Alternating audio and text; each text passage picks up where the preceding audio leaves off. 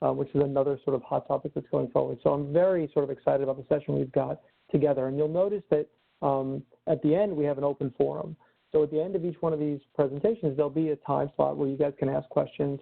But, you know, we want to be able to make sure we can address all of your questions. And so if there's any other questions at the end, you know, obviously we want you to be able to address those and sort of provide them, and that's what the open forum is for, to make sure we sort of get through and address those questions. And, you know, I'll talk about this, you know, as I go through sort of the format for submitting questions, but we're going to want you to resubmit your questions if they weren't addressed in the individual presentation slots for the open forum. This is just to make sure that they don't get lost in sort of the mix of the questions as they kind of go through, as we kind of go through the process of trying to address them in each one of these sessions.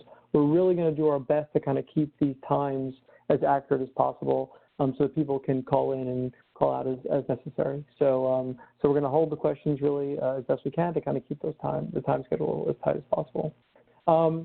So, you know, this was sort of obviously leads me into the fact that just for, you know, sort of a bit of housekeeping, you know, there are two ways to communicate, you know, through this web tool, WebEx, and that, you know, through the chat or the Q&A function. Please only use the chat function for technical issues, right, related to WebEx or your connection or something. That would be the correct way to utilize it. All the questions, please submit them in the, you know, through the Q&A function. That's how we're going to be handling those and carrying them forward. We just don't want to lose track of those, so that would be terrific. Your video and audio are disabled for the event. You're just sort of obviously listening and paying attention, and that's terrific. But we want to make sure we can get your Q&A sort of through the process. And like I said, initially, each one of these sessions has a time allotted for Q&A. If questions are not addressed, we'll try to get to them during the open forum. And if there's still other questions that are remaining, we'll actually address them in a written format like we did with the initial webinar, and then we'll post them actually on the Denix website and send an email link to everyone so you guys can see sort of the resolution to those outstanding questions. You'll see hopefully polling features throughout. And just so everyone knows, and it's sort of out there, this webinar is being recorded, and it can be rewatched at a later date if necessary. One of the other things associated with the question and answer session is that when you're submitting a question and answer, please make sure that you select the drop-down box within the Q&A panel and select all panelists, just to make sure that all the questions are sort of visible and we can handle it that way.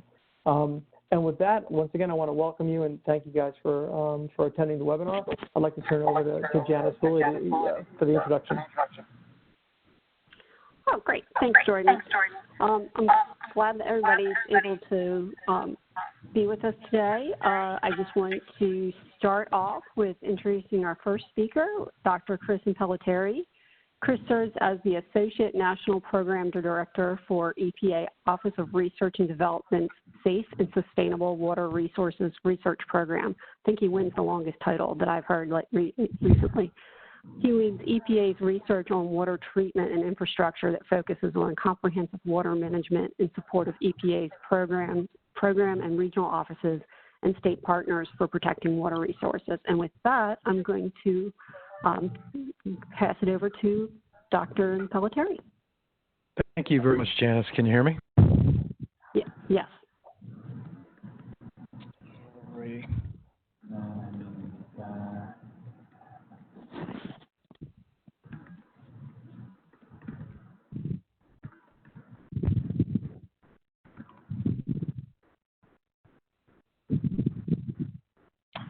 Let me bring up my presentation.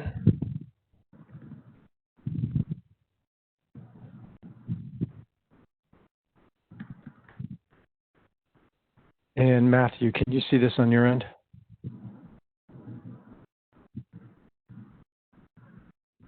It seems like there's a little delay. Yes, we're able to see that. We're good to go?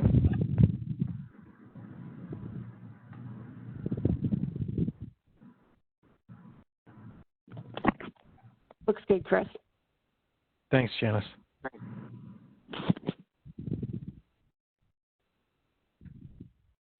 All right, so as Janice said, I work for EPA, the Office of Research and Development, located in Cincinnati, Ohio. And today I'm going to talk a little bit about not only analytical methods, which is really historically what I've been most involved with, but I'm going to try to give everybody a an update on what's going on across the agency, and then I'll dive a little bit more specifically into methods as we move forward. Anyway, this is the standard diction for the standard verbiage, if you will, for the disclaimer that essentially says anything I'm about to say is not necessarily representing the views or policy of the agency that I work for. So,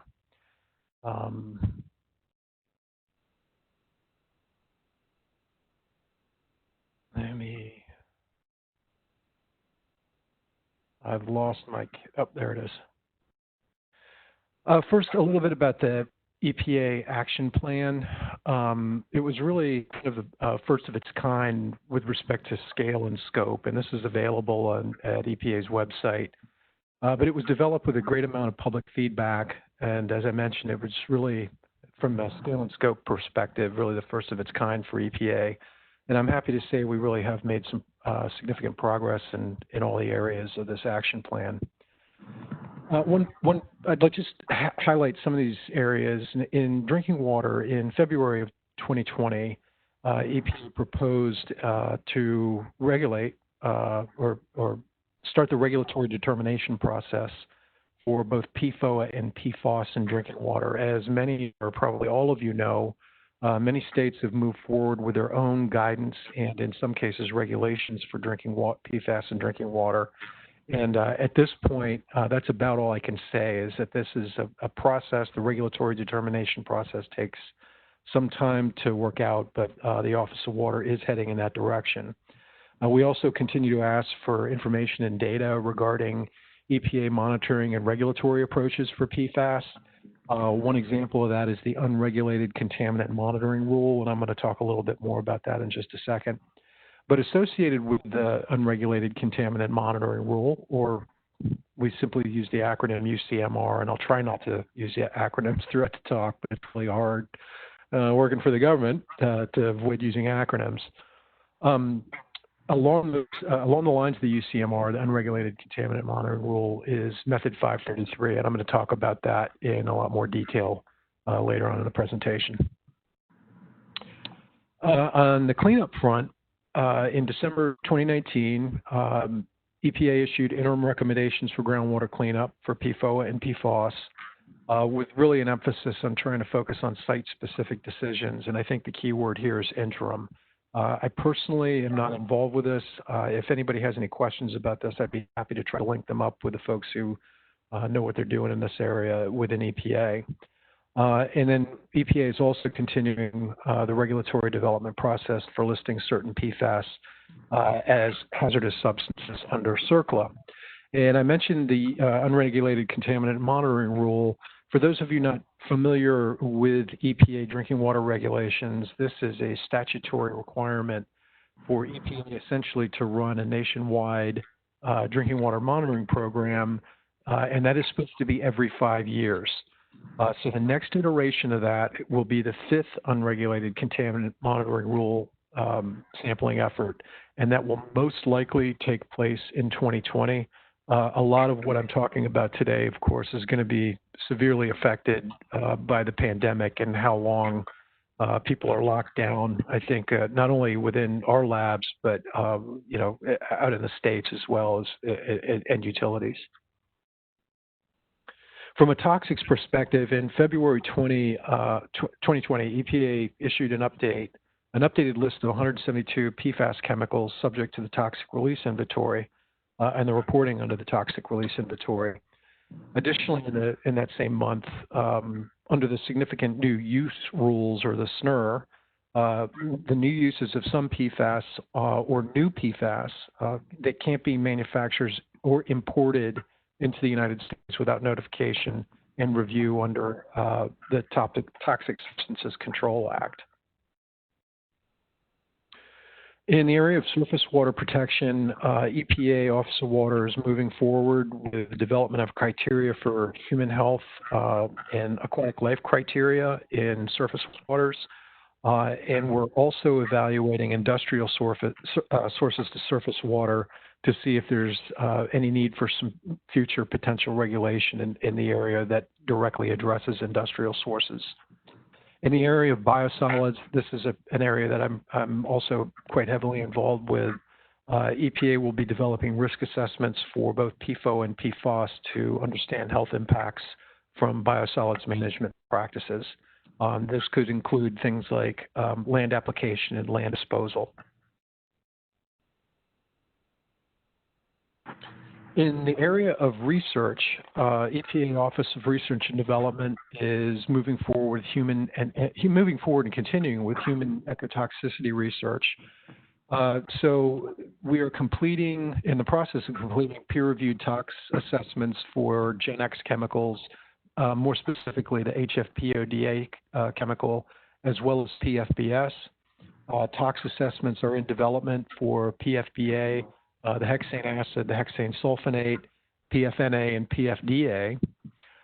And for a lot of the studies outside of these specific chemicals, because as you all know, the PFAS world is huge, EPA is looking to apply high throughput toxicity methods to better and more, hopefully more quickly assess the toxicity of other PFAS.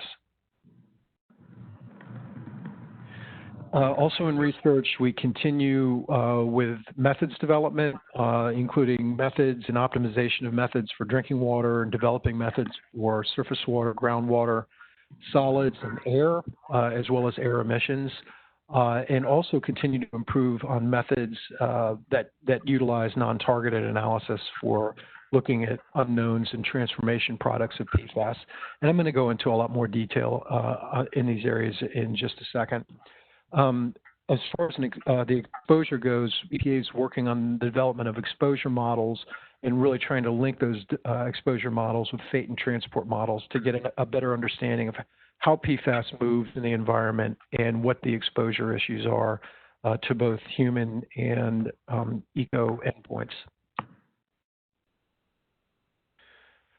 For drinking water treatment, this is a large part of our research area. We're looking at methods, technologies, and processes. For example, process optimization for removing PFAS, a wide variety of PFAS from drinking water sources.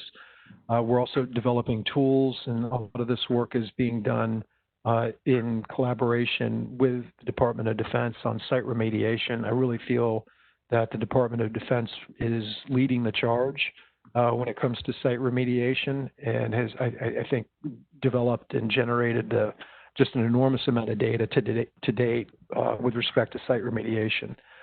We're also looking at disposal technologies, and really the pie in the sky for us, as I think it is most likely for DoD as well, is identifying and hopefully advancing destructive technologies.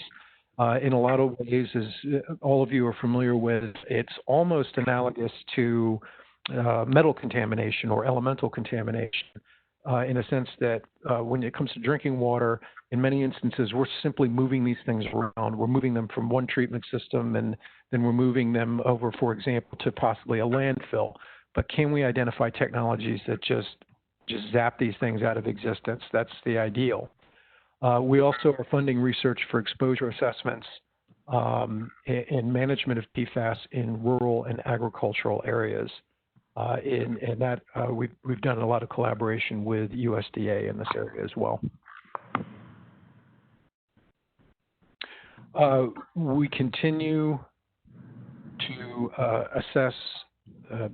No, wait a minute, I got to advance the slide here. Sorry about that. Collaboration. Yeah, so we work closely with ECOS, the Environmental Council of the States, as well as ARIS and the Interstate Technology Regulatory Council to make sure that priorities are addressed. We also, as I mentioned, work with USDA and FDA quite a bit on issues surrounding agriculture and food supplies, and NIEHS and National Toxicology Program on toxicity issues.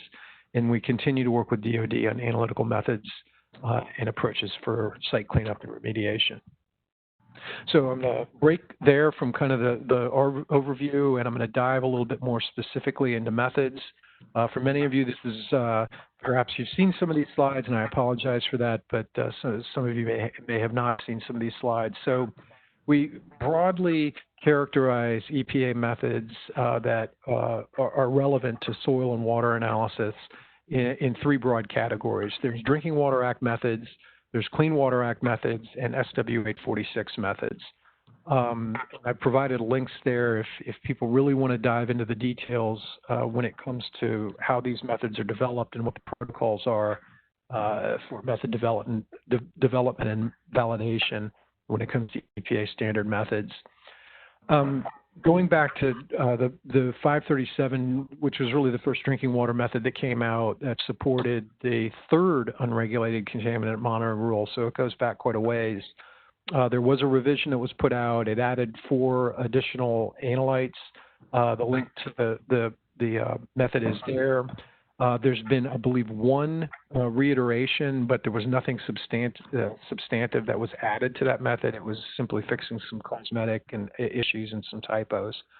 So that most recent version is available on the net right now. One of the biggest challenges we run into with 537 is this issue of a modified 537. And I've said this probably 1,000 times, but I'll say it 1,001. If the method is modified outside of what's allowed in the method itself, then it's no longer 537. So there are a lot of contract labs and some state labs that report it's a modified 537 method. Again, if it's modified outside of the scope of the method itself, it's no longer 537. It's your SOP that you've developed, and that's fine. I am in no way criticizing that at all, but it's just not 537 modified or otherwise. And by far the most common modification is the inclusion of isotope dilution in the 537 method. So in support of the unregulated contaminant monitoring rule, the 5th iteration, EPA came out with a drinking water method 533. This is a solid phase extraction method. It employs isotope dilution, and it really targets PFAS that are shorter than 12 carbons in length. And it was developed because 537 generally performed poorly for the short chain compounds, particularly the C4 compounds. Again, it's solid phase extraction, LCMS-MS, and it utilizes isotope dilution. It was released in December of 2019, and it includes, I'll give you a list of the analytes that it includes in just a minute.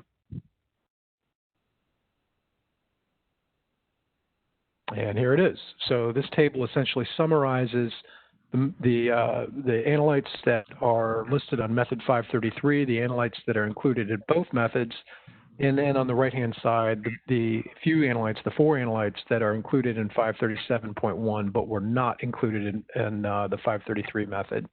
The contaminants, the PFAS that you see in bold in the middle column are PFAS that were listed under the 3rd iteration of the unregulated contaminant monitoring rule. So moving on beyond drinking water, for non-drinking water samples, under the SW 846 series of methods, method 8327 was developed. This is a direct injection method. It was validated for groundwater, surface water, and wastewater effluent. It's a simple method. It's pretty robust, and it's really maximizes throughput production because it is a direct injection method. We're hoping that laboratories can get through, say, 30 or 40 samples in a day rather than maybe 10 or 15 if there's multiple extraction and concentration steps involved. And the link to that method is at the bottom of this slide. It includes 24 PFAS. They're all commercially available. It's similar to the ASTM D7979 method because both of those methods were developed in the EPA Region 5 Chicago Regional Lab. The Office of Land and Emergency Management, or OLEM, is addressing public comments, which closed on August 26th of 2019, and they're hoping to finalize, get all those comments addressed and finalize the method in fall of 2020. Target quantitation limits for that method are down around 10 nanograms per liter, and in the SW 846 world, the analytical method has been separated out from the preparation method. So there's an associated preparation method which is method 3512 for aqueous matrices. However, that prep method is pretty straightforward. It's essentially a 1-to-1 dilution / preservation in PFAS-free methanol.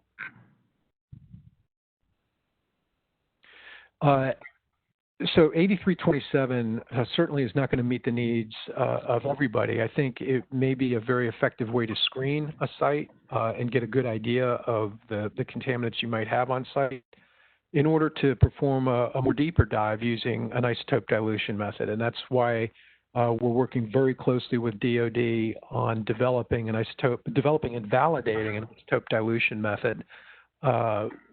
Right now, this method includes 40 PFAS analytes, and it includes all of the analytes that are listed in 537.1, 533, and 8327. We were really focusing on non-drinking water samples that include both aqueous and solid samples. It's based on an SGS Access protocol. We're working very closely with SGS Access as well on validating this method. And right now, we are in the process of completing or trying to finish out the single lab validation, which was divided up into phases. The first phase being laboratory demonstration of capability and some simple water matrices, and phases 2 and 3 involving more complex aqueous matrices in phase 2, and then solid samples, solid matrices in phase 3. I am really keeping my fingers crossed that we can get the data in for review to EPA by or around the end of August, September. Janice might challenge me on that one, but I really hope we can get all of the data packages in for review by the end of fall, and hopefully EPA Office of Water can get through those data packages reviewed by the end of the calendar year. But again, I know I sound a little bit repetitive here. The pandemic has obviously affected everybody in multiple ways.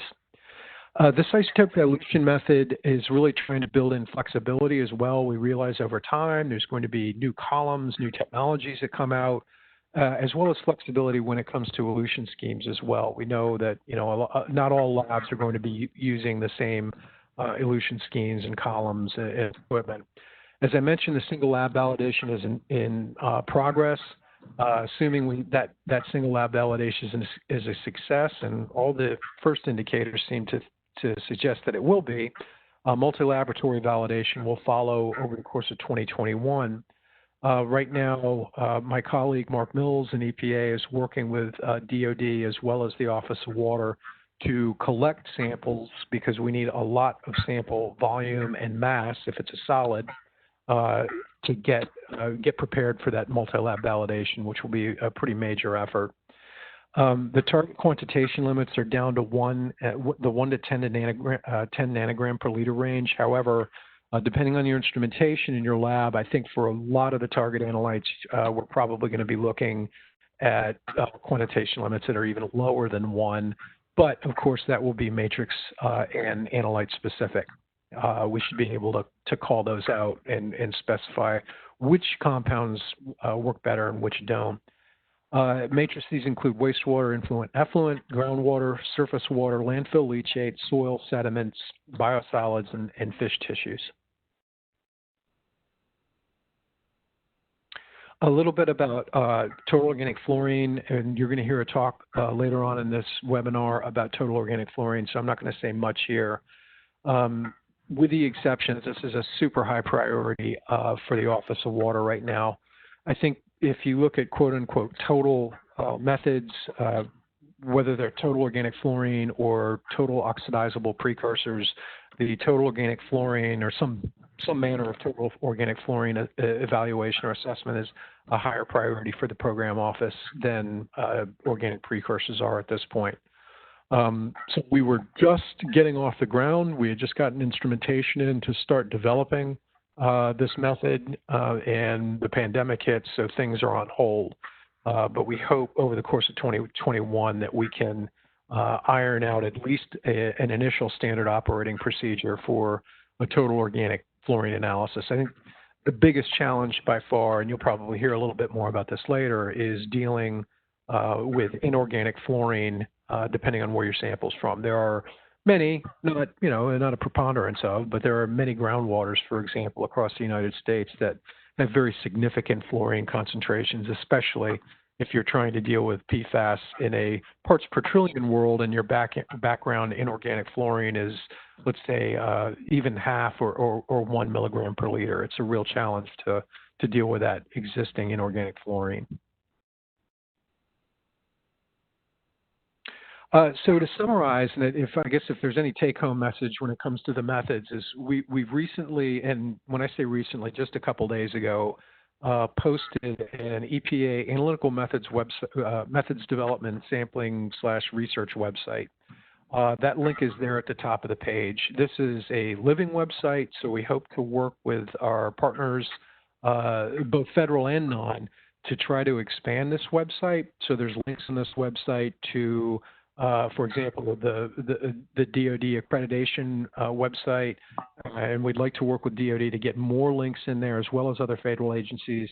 But we also provide links to companies that provide standards, for example. And we'd like to grow this website also to list or at least provide searchers the opportunity to look at linking up if they need to get a hold of a commercial or a contract lab. We really hope that this website can be kind of one-stop shop for anything having to do with PFAS analyses.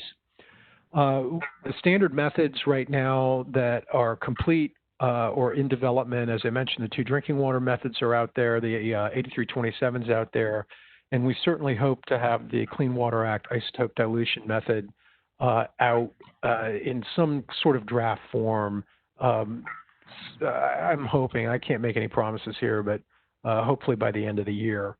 One thing I didn't mention about, and the reason why I should bring it up is, even though that method, the isotope dilution method, is undergoing the protocols that are outlined in the Clean Water Act method development, we're trying to make sure that we include sample types and samples that are relevant to the SW846 series of methods.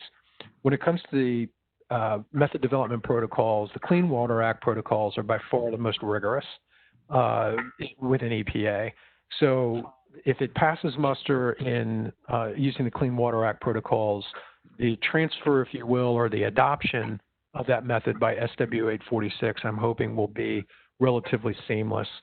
We also have several or multiple research methods that we continue to work on, including methods for fish tissue, serum, ambient air, as well as emissions.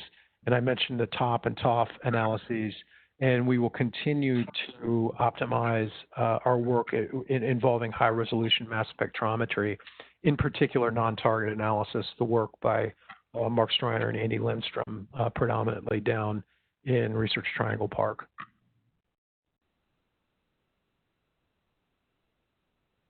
And there's my contact information. Please do not hesitate to send me an email or call me directly.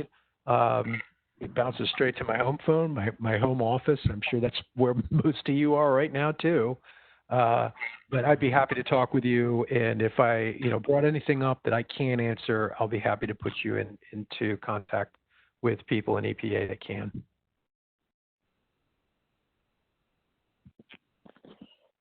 Great. Thank you, Chris. I believe, Matthew, we had a couple of questions that came in for Chris. We did. All right, so we have the first question. Can you provide a timeline on the new toxicity study? When do you think they will be complete? I can't really comment on that because I don't want to wade into the area of where the folks are in the program offices with those toxicity studies.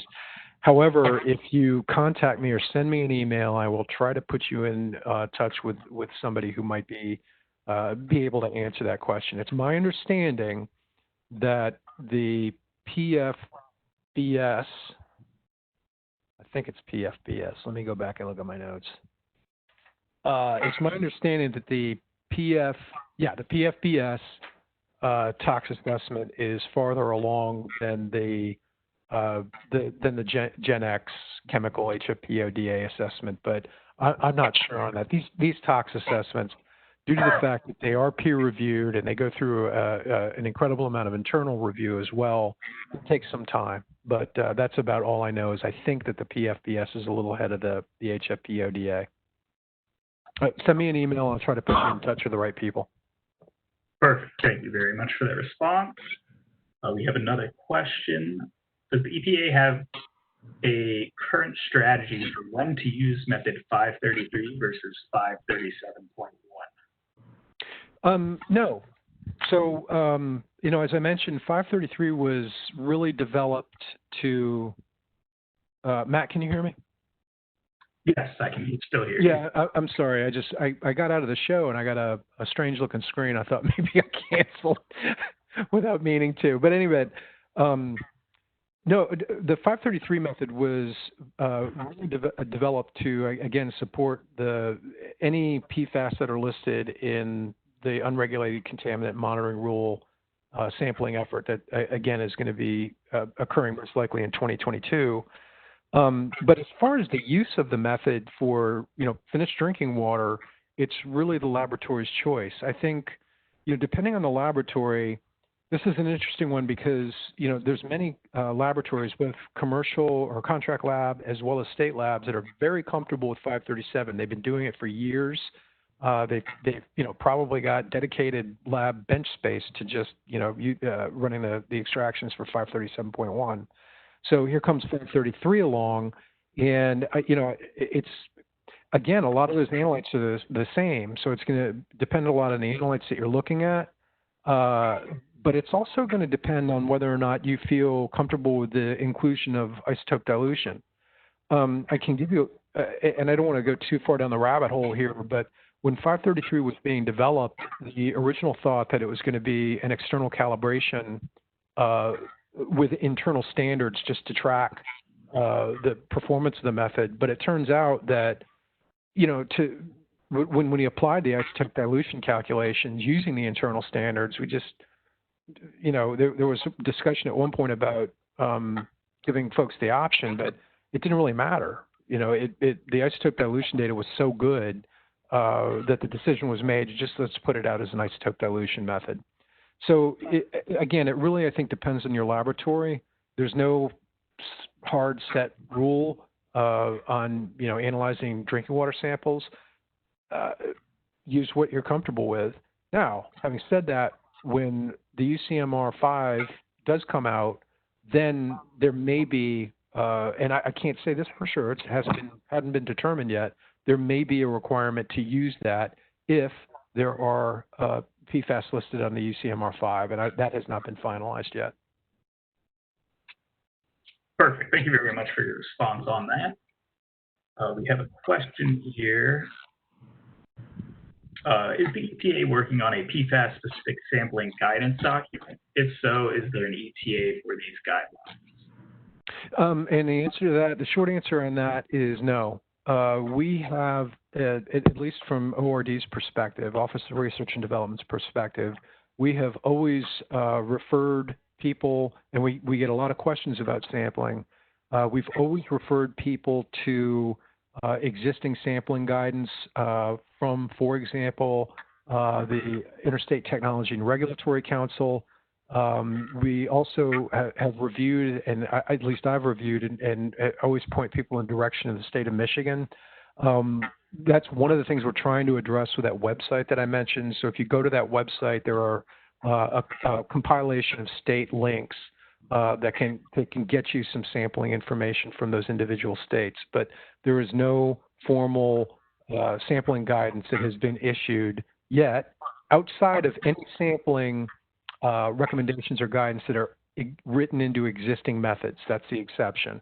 But there's no separate standalone sampling guidance right now from EPA for PFAS. Thank you very much. We have a question here. Is the total organic fluorine method also being considered under CWA and SW846, or is the focus only for drinking water at this time? No, in fact, I should have specified that. Thanks for the question. If we move forward with developing, formally validating that standard operating procedure that's developed, that would most likely be under the Clean Water Act protocols.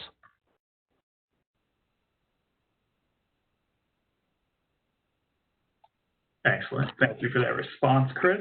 I believe we have time for one more question at this time. This question comes in the interim, would a modified EPA 8327 using an isotope dilution be appropriate, or would it be better to call it by the lab's SOP name? My opinion, again, if those modifications are made outside of the method, just call it the lab SOP.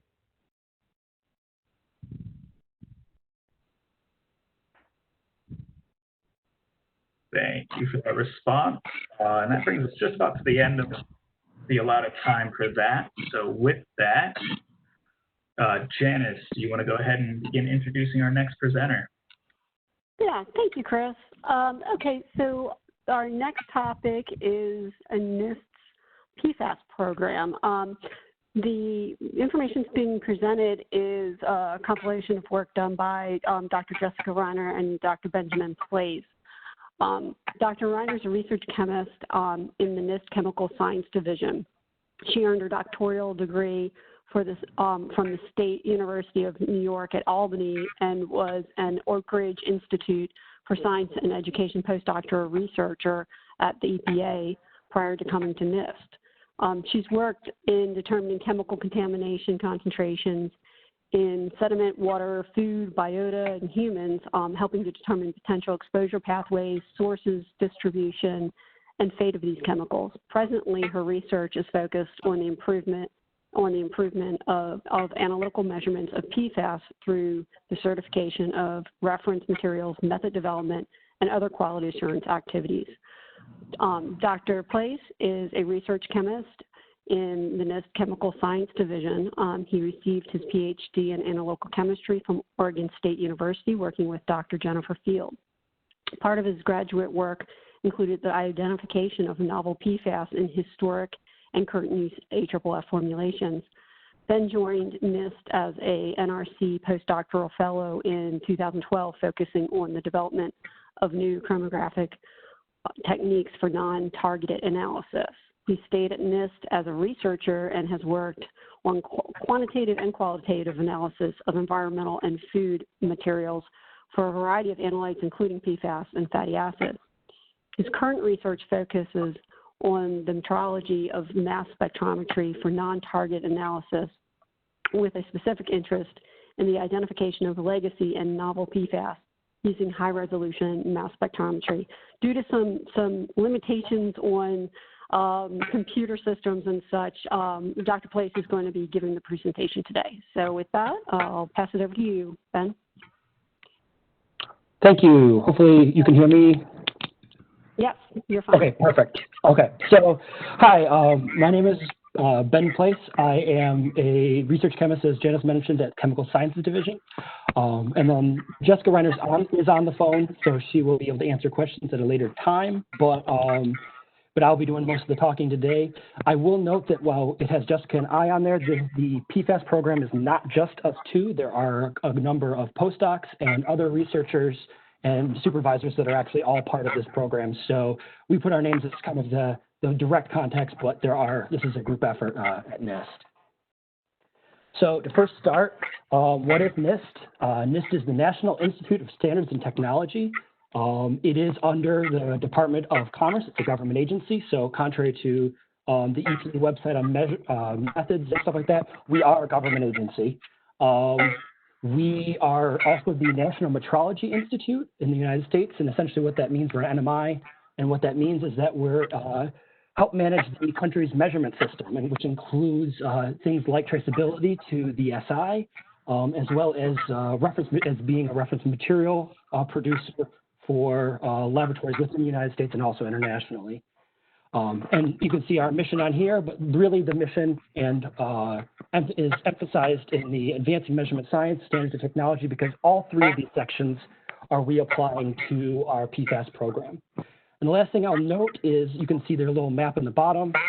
We actually have more labs than this, but we have 3 base campuses. I'm in Gaithersburg, Maryland, while there's actually a number of PFAS researchers that are down in Charleston, Jessica's being one of them. So why does NIST get involved with PFAS, but also why have we, been working in PFAS for quite a while. Most of our PFAS management challenges go back all the way to 2006. But if anybody is familiar with PFAS measurements, you know that there's a significant number of challenges that can come along with it. Things like background issues.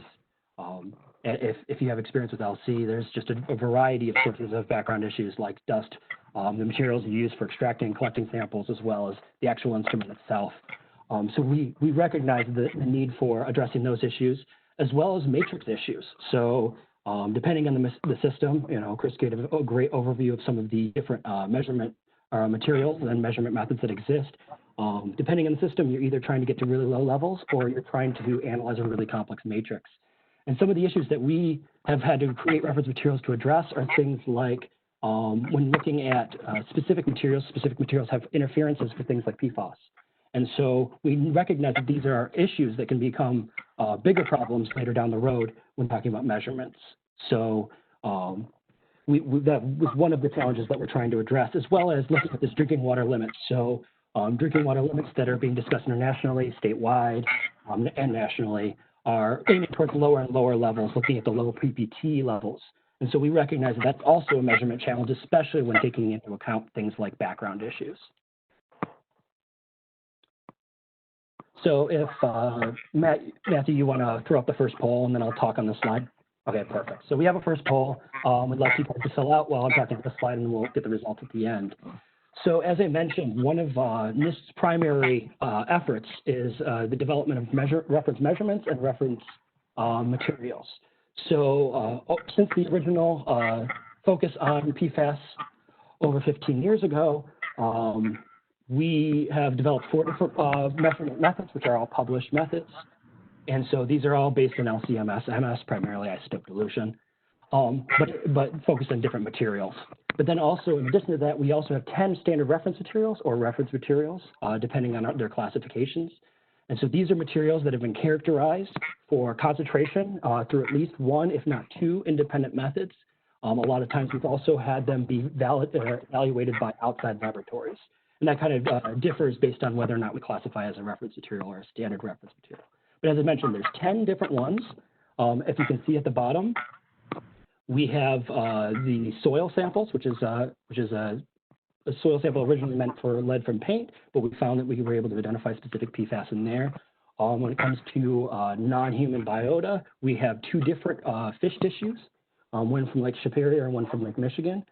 And for human fluids, we have serum samples. So there's 2 serum samples, 1957 and 1958, as well as there's a plasma sample. All of these have been characterized for PFAS. And then talking about abiotic but other solid materials that we do have, we have SRM 2781, which is a domestic sludge. This was based on a sludge material received from a wastewater treatment plant. And we have homogenized and mixed that up, and we've actually characterized it for a number of PFAS. And then also my personal favorite, which is SRM 2585, which is organic contaminants in house dust. This is a large amount of material that we have that has been characterized for a variety of organic contaminants, especially persistent contaminants, as well as it does have identifiable levels of PFAS in there. And then the last material that I'll just mention are the 2 reference materials. These are our 8446 and 8447. These are calibration standards that are essentially PFAS in solution. It's the carboxylates, and as well as the sulfonates, and then PFOSA. And these are in there. These are meant to validate your calibration of your instrument, as well as could be used for calibration as well. So I think we have about 20 seconds left of the poll. Like I said, there is a little bit of a difference between reference materials and standard reference materials, but for the most part, we treat them the same when we're producing them, and they're all meant to address some sort of measurement gap. Okay. So I think it takes a couple seconds for the results to pop up.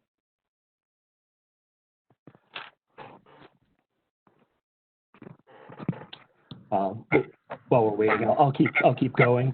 So for some of the measurement gaps, so as I mentioned, those are the reference materials that we've created.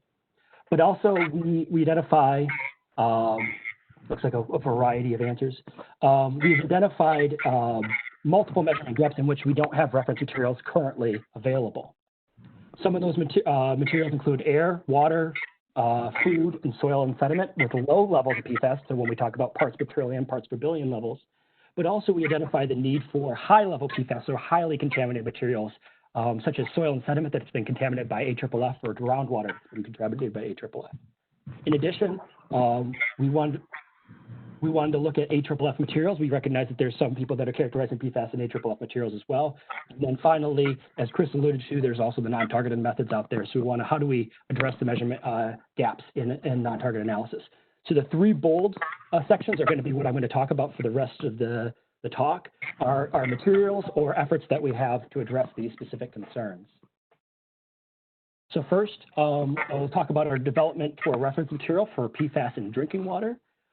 This is internally funded. So we do have our own internal funding sources that essentially is to address immediate and needs that are very important to the communities.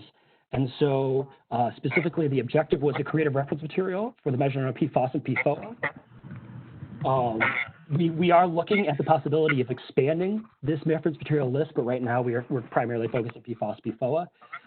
This is the material itself was meant to be a reference material that could be used in pairing with EPA method 537, and that it's a drinking water sample with PFOA and PFAS in it is stored in 250 milliliter bottles, and so that they can be used as a full consumption on SPE cartridge. So you essentially, you dump the entire bottle out into the SPE cartridge, and then you rinse the bottle, and that would give you your answer. So right now we are storing them at -20 and -80, and I'll show you some of the results. But whenever we're developing a reference material, there are a couple aspects that we have to focus on.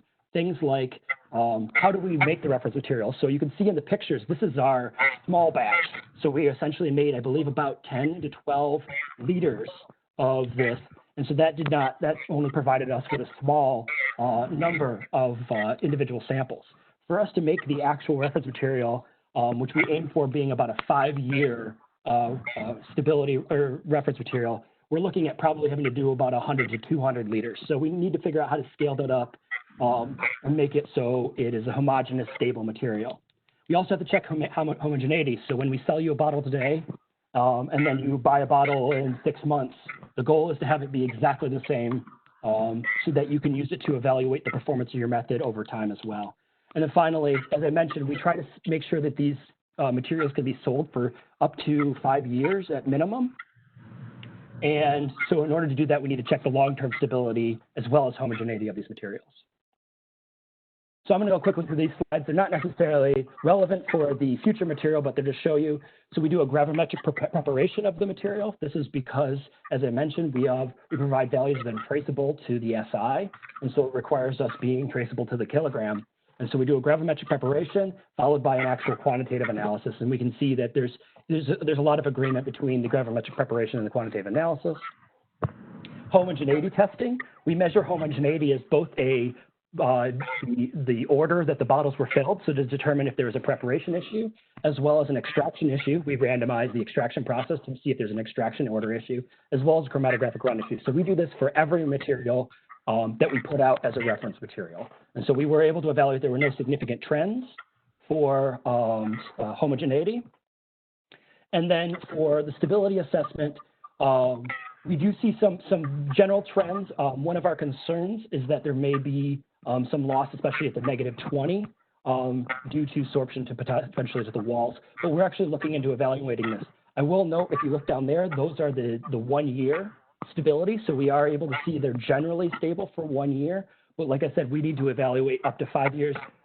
Typically, we do a 2-year and then make sure there's no significant trend.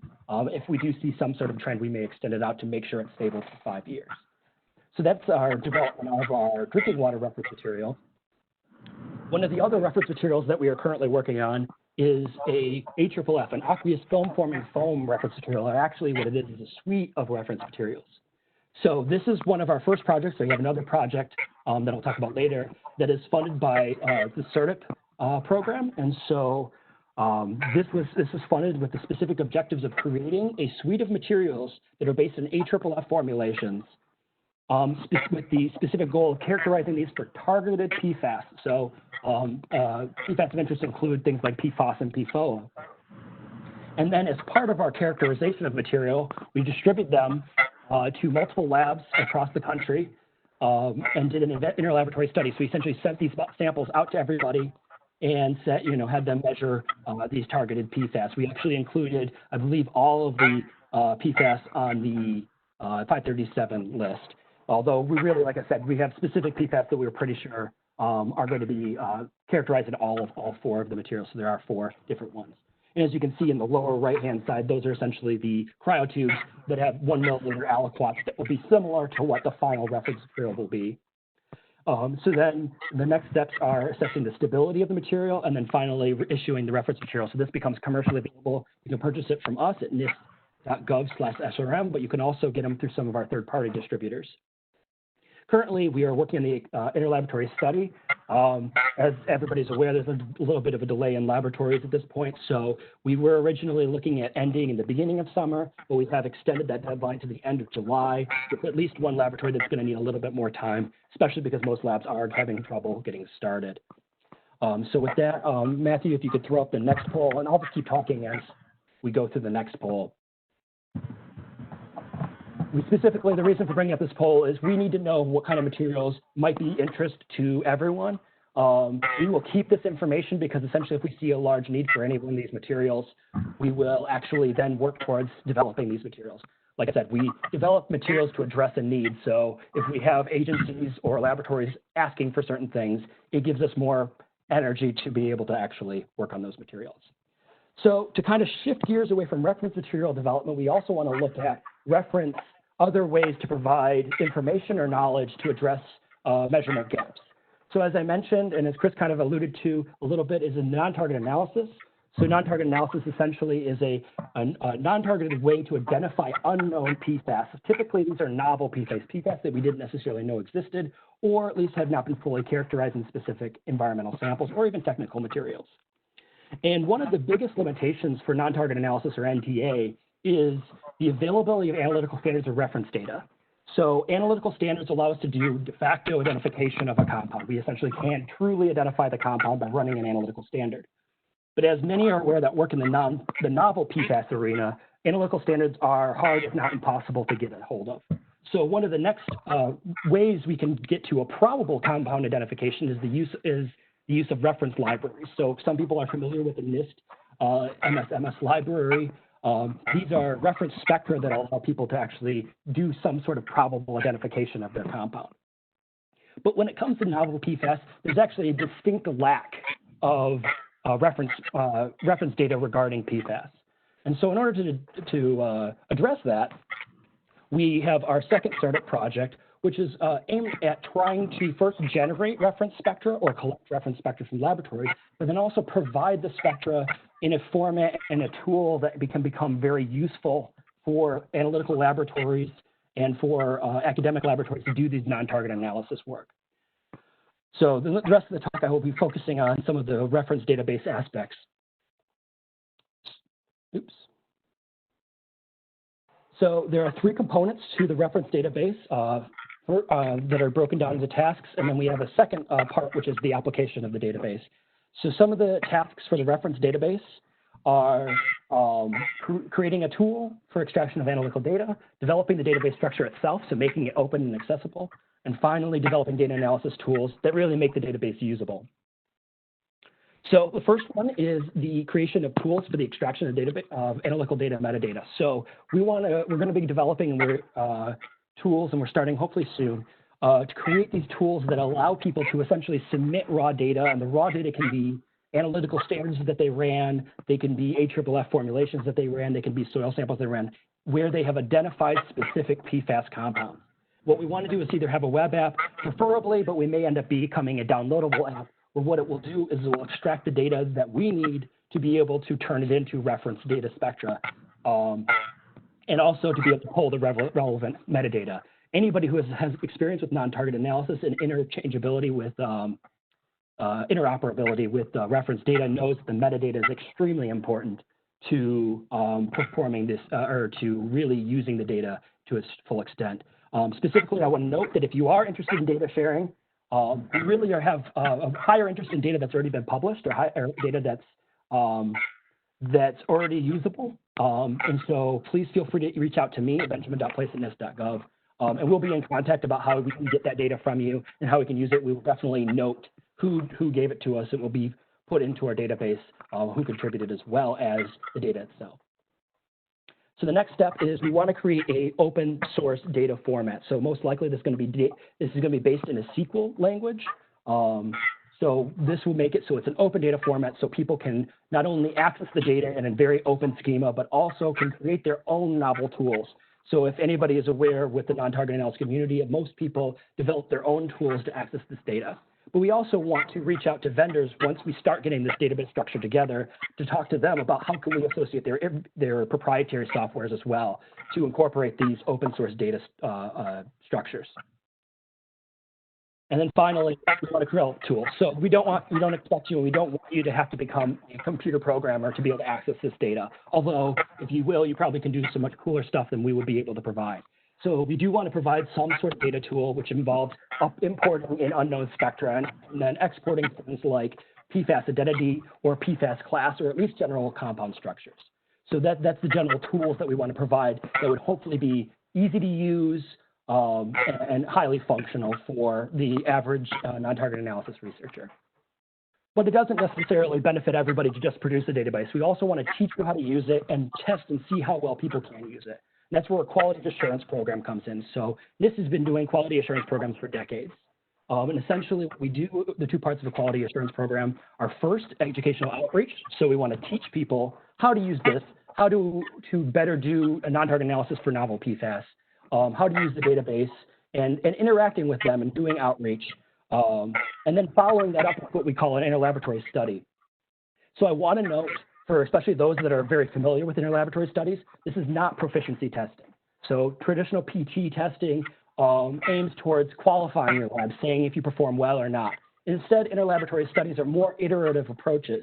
What we do is we see how laboratories perform in comparison to their colleagues, but then help discuss and work with them how they can improve their own performances. So it's really aimed towards making us all better at making these measurements rather than judging whether or not they're good or bad at the measurement itself.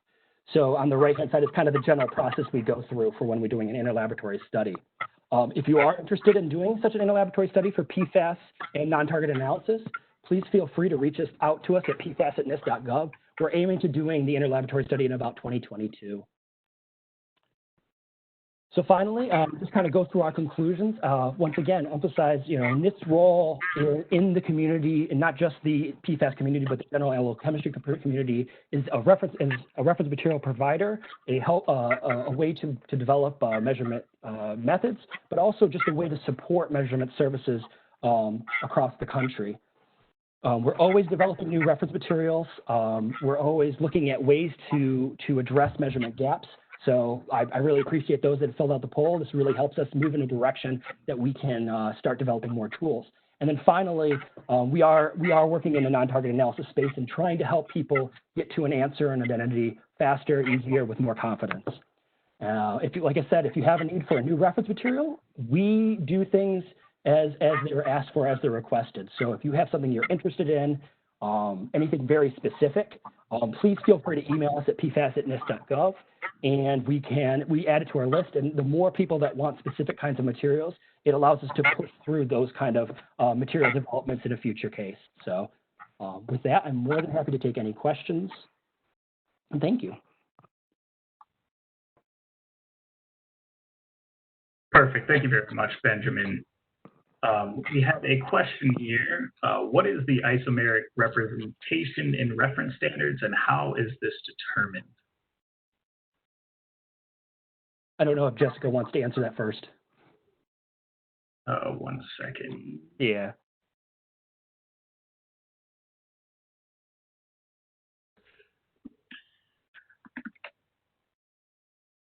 I can't answer it if Jessica's not able to. Essentially, right now we calculate and we quantify all of our PFAS specifically, and the other sulfonates. We characterize them by total. So it's both branched and linear forms. There's a reason, and we could go into a very, very long discussion about reference materials versus standard reference materials or certified values versus non-certified values. But essentially, we right now characterize them by total. Our reference material 8447 is actually a technical mixture, so it includes both branched and linear PFAS, but we still quantify by total. May I add one thing, Ben? Yeah, go ahead. I was just going to add that since most government agencies, federal agencies, wanted to know totals for compounds like PFOS, we took that into consideration when making the materials. So our measurements are a combination of the linear and branched isomers, and it's on the certificates as total.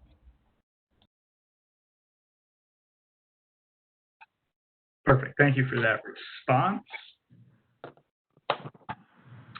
Alrighty, we have another question here. What PFAS have been measured in the current PFAS?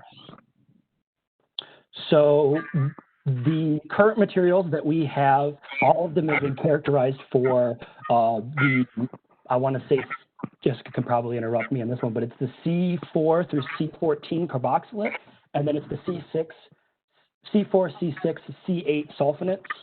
These are the perfluoroalkyl sulfonates and perfluoroalkyl carboxylates, and I believe PFOSA as well.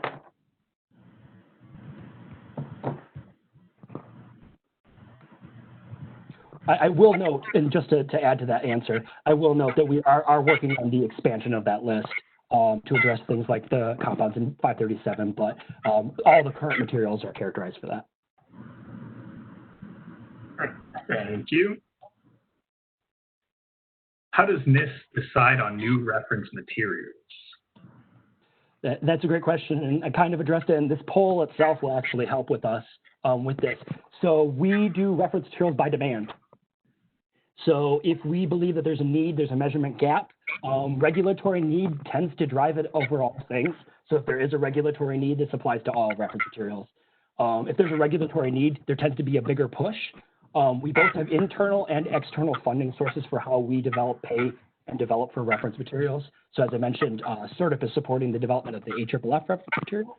So not only where we have a demand of an AFFF reference material, but then also there is external support for it. So it pushes that need forward above other ones. So essentially it's just need. If we get a big outcry for, in the case of the poll, soil, high or low PFAS or something like that, we will work towards developing that material. I will note materials tend to take 3 to 4 years to develop. So we are working on trying to come up with more fast response materials, but based on the measurements themselves, it can actually take a pretty significant amount of time to develop. So we aren't the most responsive when it comes to some needs, but that's because we really put some quality time into those measurements. Excellent. Thank you for that response. We have another question here. Will NIST consider offering labeled PFAS standards? Jessica, you want to take that? I don't think we will be considering that at this point in time, potentially in the future. But as of right now, Wellington Laboratories and some of the other isotope laboratories really have that under control. And I will only add that to know, even if you look at some of our other reference materials, because of the amount of time we spend in the materials, they tend to be more expensive if they come out of our area than if they were to come from a reference material producer or a isotopic standard producer. So, you would most likely be better off ordering them from an isotopic labeled standard producer. Thank you very much for your guys' responses. Do you test the stability of the PFAS at different temperatures to help determine things like analytical method holding times? That is a great point. So we actually, if you've ever looked at a certificate, and I encourage you doing that, so you go to nist.gov/SRM, look up SRM 2585, and you can see the certificate. All of the values are typically are certified for a specific set of procedures. So, or multiple procedures. As I said, we do tend to do 2 independent methods. So in that case, there tends to be some holding time, but we don't necessarily control if the sample has been out for 2 hours and checked for 2 hours versus 6 hours versus 10 hours. So it tends to be the values that we provide are based on a method. So the quick answer is no. But the longer answer is because we're using real, usually methods, and we're very clear about what methods we use, you can understand how, if we let it thaw for 2 hours, we will be very clear we let it thaw for 2 hours. So I don't know if Jessica, do anything else? Nope, I think that's good. Okay. Perfect. I think we have time for 1 or 2 more questions. We have this question here. Can you provide a reference to the statistical methods that are used to evaluate stability, homogeneity, and for establishing the accepted values for real-world material? Jessica, do you want to handle that? That's a big part question. So we do follow the ISO guide for homogeneity. I can't think of the number off the top of my head right now, Ben. But for homogeneity, go on, Ben? No, that was it. You've got it. Yeah, we follow the ISO guide for the homogeneity and the stability. And then what was the last part of that question? Matthew? The last part of that was, and for establishing the accepted values for real-world material. Yeah.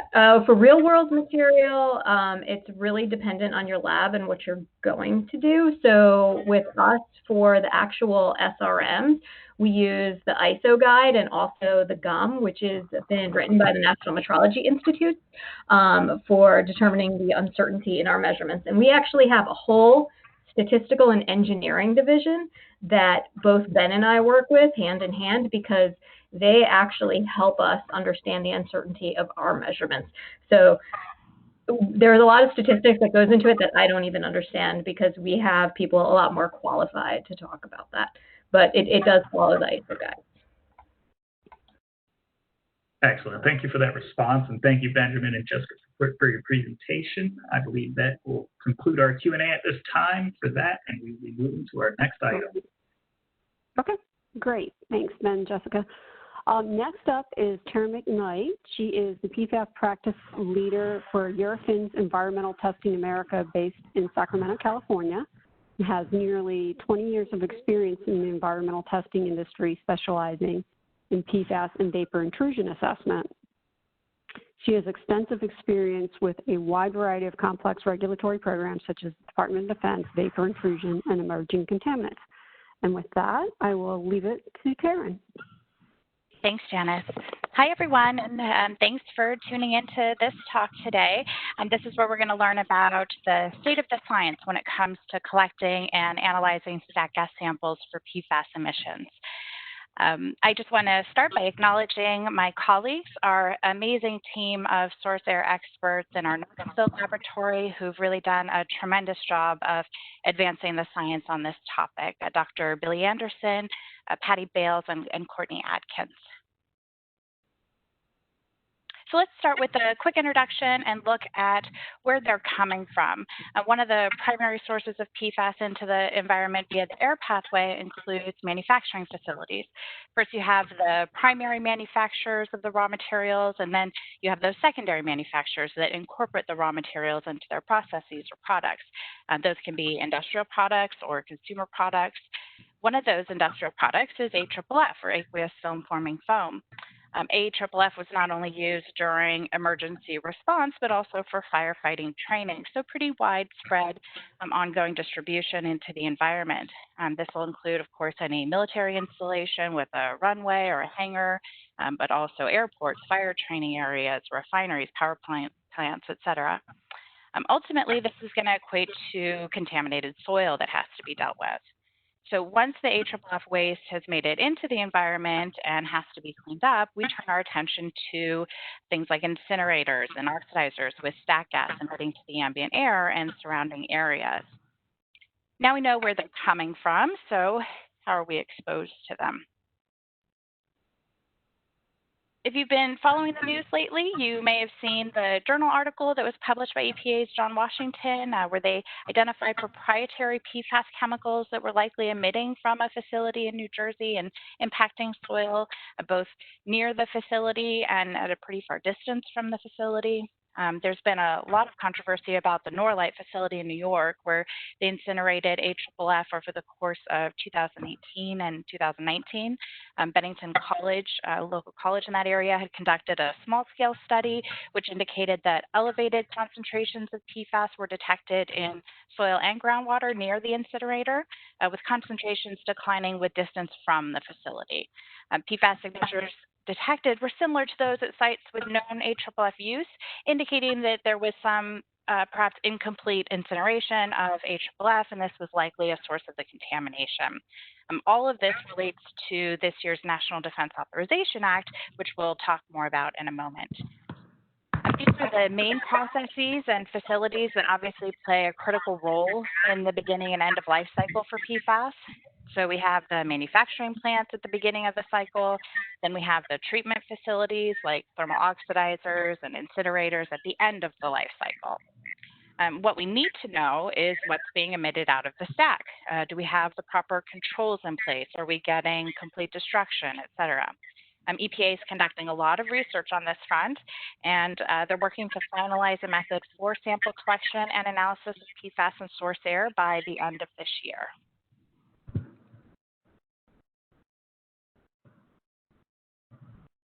So to date, most of our exposure to PFAS has been documented as coming from food, drinking water, and indoor dust, but understanding the air pathway is still an emerging practice. We have source air emissions traveling via short and long-range transport, contaminating ambient air with potentially measurable impacts to surface water, soil, and even groundwater.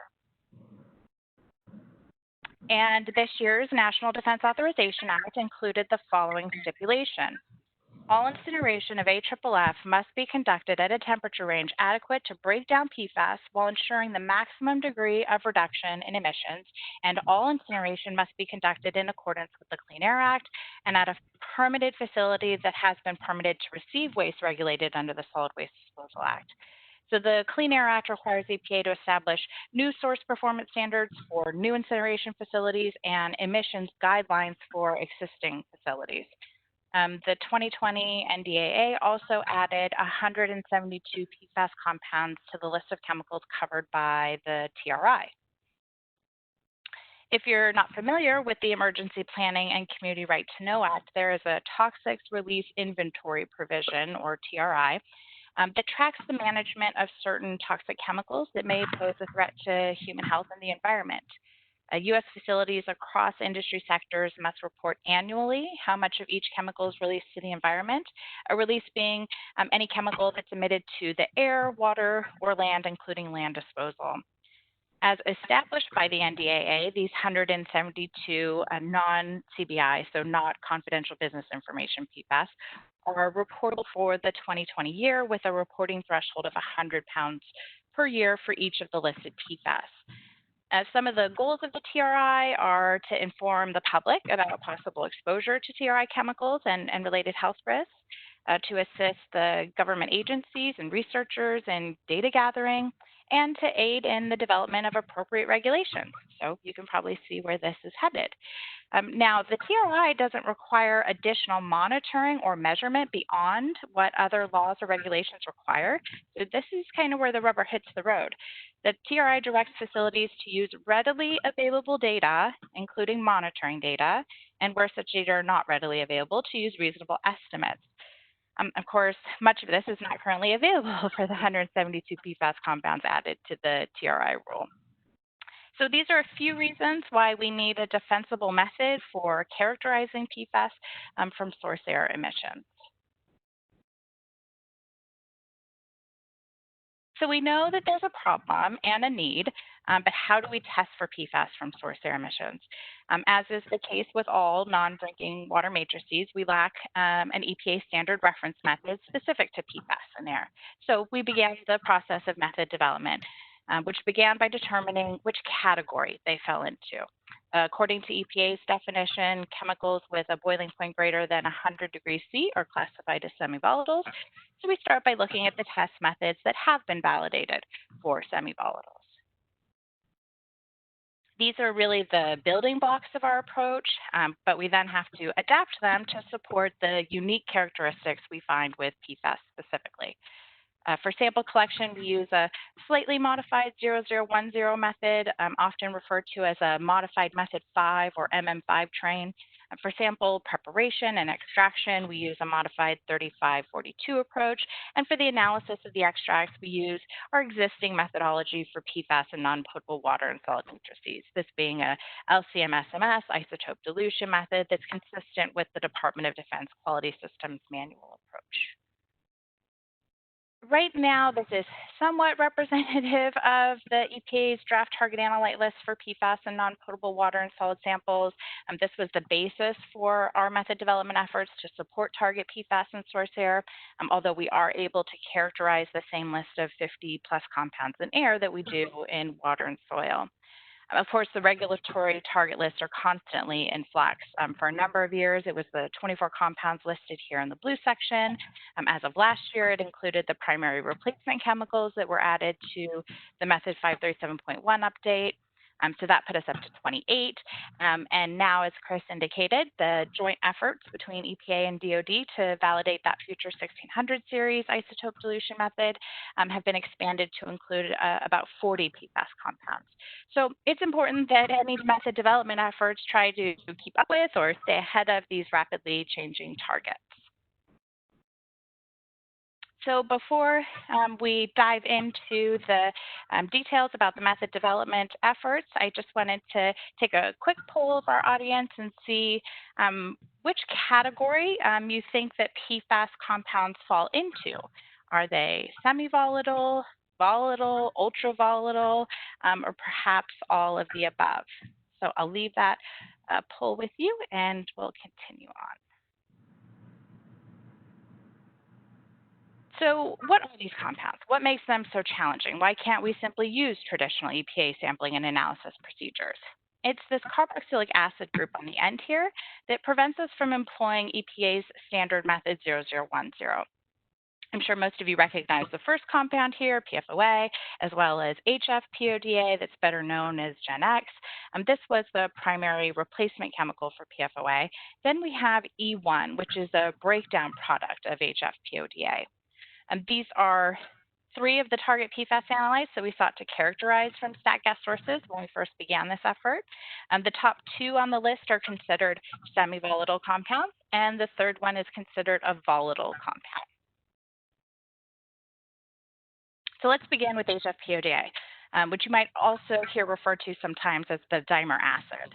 This compound has a boiling point of 129 degrees C, while its molecular weight is 330. So this compound is a semi-volatile, and a normal starting point for consideration of a sampling method is the method 0010. But note that this compound is a carboxylic acid, and it has a pK of 2.84. So this indicates that the material is relatively acidic by nature. It's also a polar compound. So it has to be processed on an instrument using liquid chromatography. That instrument typically uses methanol and water to process these sample extracts. But the standard method 0010 uses methylene chloride as an extraction solvent and with gas chromatography. So to adapt method 0010 so that we can efficiently extract and process samples on an LCMS instrument, a different solvent system has to be considered that will effectively rinse, extract, dissolve, and maintain compounds that have PFAS chemical characteristics and are compatible with the LCMS processing requirements. Similarly, PFOA is acidic and has a boiling point of 189 degrees C, which is also up in the semi-volatile boiling point range, so the same considerations apply here.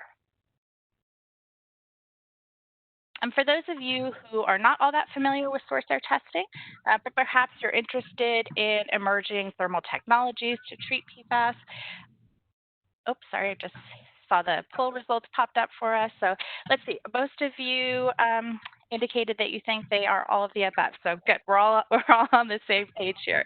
And as we go through this, you'll find out just how different these chemicals can be. So for those of you who maybe are, interested in some of those thermal technologies, this is a whole different animal than collecting your standard air sample in a canister or a bag. This diagram here depicts a source air sampling train via the method 0010. Along the left-hand side, you have the stack. At the top, you'll see the sampling probe, which intersects the stack gas flow, where the air sample proceeds through a series of fractions that we'll talk more about next. With method 0010, this is an isokinetic sampling method for collecting semi-volatile compounds. The EPA method 3542 is really a companion method that describes laboratory processing for each fraction of the sampling train. Isokinetic sampling is required in order to obtain a representative sample of stack gas anytime the target analytes are possibly in or associated with a condensed phase medium. The condensed phase materials are dispersed either as a liquid mist or droplets or as solid particulate in stack emissions. This process requires experience and a pretty sophisticated understanding of the chemistries at work in order to modify these methods specifically for PFAS. EPA, or Eurofins, has been really a pioneer of this method development and has worked closely with EPA, state regulators, industry, and other stakeholders to ensure the highest degree of data quality objectives have been met through this method development process.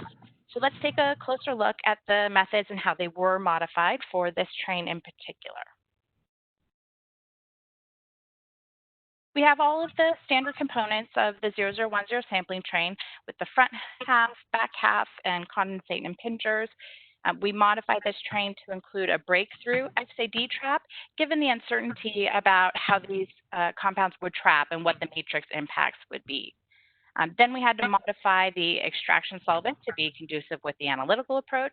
And lastly, the analytical approach is that user-defined LCMS-MS isotope dilution method that was adapted from the 537 method for drinking water, but to be more appropriate for these complex matrices.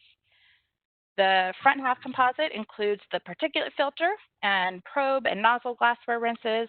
Particulate matter is a solid phase filterable material and can be insoluble in the glassware rinsing solvent. These filterable solid materials caught in the sampling train's front half constitute the first sample fraction. The back half of the sampling train includes an XAD2 resin adsorbent material that captures fumes or submicron particles of the target analytes that are not filterable on the filter and therefore pass through the particulate filter. The back half fraction of the sampling train is the most common location for the capturing of semi-volatile compounds. The condensate composite includes the stack gas moisture collected during a sampling run and the contents of the impingers behind the XAD2 resin trap. Semi-volatile compounds that are either acidic or basic often have solubility in water and can move into the condensate portion of the sampling train. And most sampling events don't see a significant amount of target analytes getting into the condensate portion of the sampling train. But we'll see exceptions with this with PFAS sampling. So let's look at some actual sampling train data. So this is for HFPODA. Here's where we see the target analyte distribution for HFPODA across the 4 fractions of the sampling train. And note, you'll see 3 sampling runs are depicted here, which is standard for this type of analysis. The first group of bars represents the relative loading of HFPODA onto the front half, the particulate composite. The second group of bars represents the relative loading onto the back half, or the XAD composite. And the non-existent bars at the condensate impingers of breakthrough XAD represent the lack of loading onto the latter fractions of the sampling train. This relative distribution is typical of what you would observe for most 0010 sampling train runs that are for semi-volatile compounds, with some loading on the front half and the majority absorbing to the XAD resin in the back half. And you can see the relative precision that's been acquired for the 3 sampling runs, which indicates the performance metrics have been achieved for this event. This distribution chart represents 3 sampling runs taken from the same facility, but with a different manufacturing line. Now we see the HFPODA train distribution completely front loads onto the front half. Essentially, none of the material that pulled into the sampling train passed through the particulate filter and into the XAD resin portion of the train or beyond. And can you guess what happened in the third assessment? In our last distribution of HFPODA, which represents a third manufacturing line, the target analyte passes completely through the front half, through the back half, and dead stops in the impinger section of the train. So clearly, for the same target analyte, it's the accompanied stack gas matrix that determines the absorptivity of the compound for the different method 0010 components. Materials that are co-present in the stack gas appear to determine which media is effective for capturing the compound. So keep this in mind when you consider whether you want to analyze your fractions separately or combined. You might find useful information in the distribution across the fractions. We know that EPA certainly does. And we see the same matrix-dependent variations in loading for PFOA. In this case, most of the material was trapped on the front half and the back half of the sampling train, but relatively no PFOA moved into the impinger section of the train. And in this manufacturing line, none of the target analyte was trapped on the front half, while about 20% stopped on the XAD resin, and nearly 80% of the PFOA sampled from this source was trapped in the condensate portion.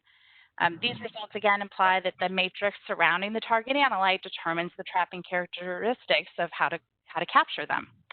And we're happy to report that no breakthrough is observed for this data set.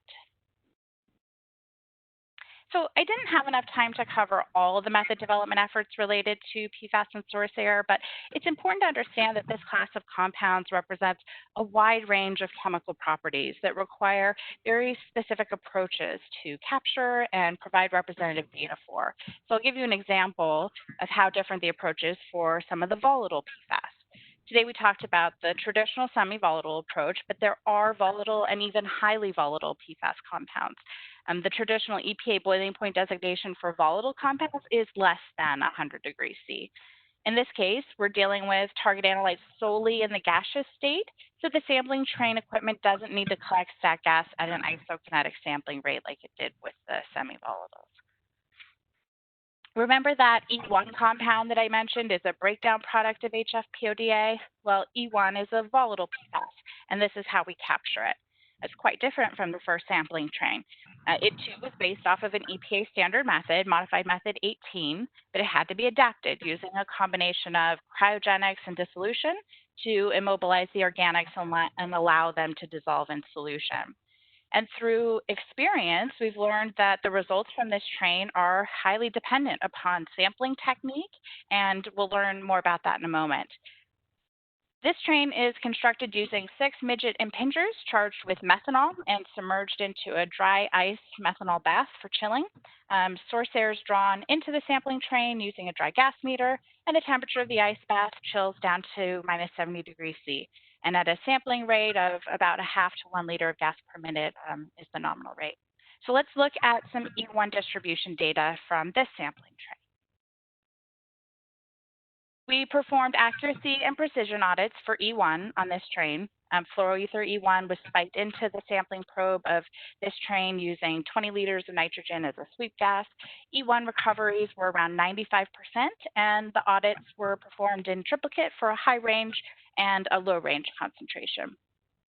This distribution chart shows that essentially all of the E1 was trapped in impinger 1, with a small amount showing up in impinger 2. And detectable amounts appear in impinger 3, but no E1 shows up beyond that in the 3 experiments, and they were highly reproducible. These audits allow us to conclude that the sampling train is capable of accurately sampling our stack gas for the E1 target analyte. This distribution data displays the recoveries for a low-level spike. The accuracy and precision of this data set implies that modified method 18 sampling train is appropriate for sampling E1 at lower concentration levels as well. Now look at what happened in the field when we tried to collect fluoroether 1 on real stack gas in a live application. The E1 distribution goes completely through the sampling train, with unacceptable concentration levels appearing in even impingers 5 and 6. Breakthrough likely occurred in all 3 sampling runs. Whatever happened to cause the sampling train not to capture the E1 completely and to lock it down in those front impingers did so reproducibly. So what happened? We investigated the differences between the sampling conditions that rendered excellent capture and distribution results in the audits and those in the field, which provided unacceptable and unrepresentative results acquired in the field experiments. A critical technique determined to be required for this sampling chain to work is set up for maximum chilling of the impinger contents during gas sparging. The correct configuration requires that the meniscus of the impinger train charges need to be below the external bath level. And a concerted effort has to be made to set and keep the internal methanol level below the dry ice level in order to knock out our target analytes in those first two impingers. So this is what the correct orientation should look like. Then the field sample is taken with the meniscus higher than the dry ice bath level, as in the schematic in the slide here. It fails to trap the volatile target compounds in those first impingers. So the correct impinger height is a critical sampling technique for acquiring representative sample data. And it's these kinds of variations and considerations that appear to be abundantly present and unique to the myriad of PFAS chemicals that we're working with. Needless to say, the state of the science is evolving, and it's important for all parties involved to collaborate in order to ensure representative results are being generated and to successfully advance the science further. And I just want to leave you with a closing thought about where we're headed with characterizing PFAS from stat gas. While standard methods are available for the analysis of a few dozen PFAS compounds, the quantitative analysis of other PFAS is difficult due to the sheer quantity of compounds and the lack of reference materials, as you heard earlier. Because of this, the full extent and distribution of PFAS in the environment and the eventual dead-end daughter products of precursor compounds have generally not been assessed. There are, however, emerging techniques available for addressing some of these data gaps. With the PFAS class of compounds, we're operating in a world of mostly unknowns. With that, the ability to test for those unknowns, otherwise known as the non-targeted analysis, has become very attractive, especially when we're looking at source air emissions and with a concern about generating products of incomplete combustion, which is definitely a focus area for the EPA right now. Non-target analysis has promise across a wide range of PFAS-related applications, ranging from discovery of additional analytes of interest, which is largely what the EPA has been doing, to elucidation of environmental transformation pathways, to unique characterization of product formulations. This analysis is not limited to the available reference material the way that the standard 537 analysis is. This testing has historically been kind of reserved for the academic and regulatory applications, but the commercial lab world is now offering these testing services as well. So we'll see where the market heads and what kind of questions we're able to answer. So keep a lookout for more of this on the horizon as well. Okay, that's it, you guys. Thank you for listening to my talk. I hope it provided you with enough insight into the challenging world of characterizing PFAS in source air and some of the important work that's being done. Of course, if you have any questions, I can answer them now, or feel free to follow up with me at the contact info provided. Thanks. Thank you, Taryn. I think we're going to hold questions until after Terry's presentation in the open forum for your presentation. Thank you. Okay. So next up is Dr. Terry Obel. He is Chief Science Advisor at Bureau Veritas Laboratories. Terry's mandate is to ensure that good science and its value are fully available to our customers, regulators, and the public by providing technical representation, consultative support, and expert opinions for the Bureau Veritas clients. Dr. Obel has been integral in the development and commercialization of robust, reliable, defensible methods for the determination of PFAS. He is frequently called upon by key environmental stakeholders in the United States and Canada to provide scientific input and expertise on PFAS. Terry has over 30 years of experience in analytical chemistry, laboratory management, and environmental chemical consulting. He's currently chair of the board of directors of the Ontario Environmental Industry Association, vice chair of the Federation of Canada's Professional Chemists, and is an Ontario chartered chemist. He is an Ontario chartered chemist through the Association of Chemical Professions of Ontario. And with that, I'm going to leave Terry to talk to us about dark matter. Great, thank you, Janice. Yeah, that was, you can catch your breath now. Good afternoon, everybody. I want to thank Jordan and the EMDQ Programming Committee for the opportunity to speak to some method development that we're undertaking that we're very excited about. As the last speaker, and so I suppose I'm batting cleanup for the workshop, I'd also like to take the opportunity to congratulate my co-panelists and the EMDQ workshop organizing committee for an outstanding workshop. These are certainly extraordinary times that we're living in, and while I'm sure we all prefer face-to-face interaction and engagement, this format is it's a pretty good substitute. So again, I'm very pleased to be part of this. Here at Veritas Laboratories, we've been actively developing technologies to determine what I'll call the total organofluorine burden in environmental matrices such as soil, water, and biota. So in this presentation, I'll be discussing two of the available technologies for providing data on total PFAS. So total organofluorine by combustion ion chromatography, and I'll speak a little bit to total organofluorine by neutron activation analysis. As Chris was talking to earlier, or speaking to earlier, the pandemic has really thrown a wrench into things. So it's certainly delayed things like delivery of capital equipment.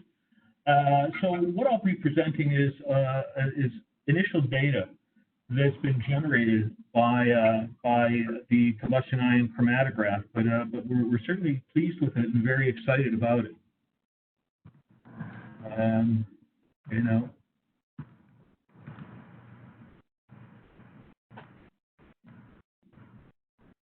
I'm just looking to advance the slide.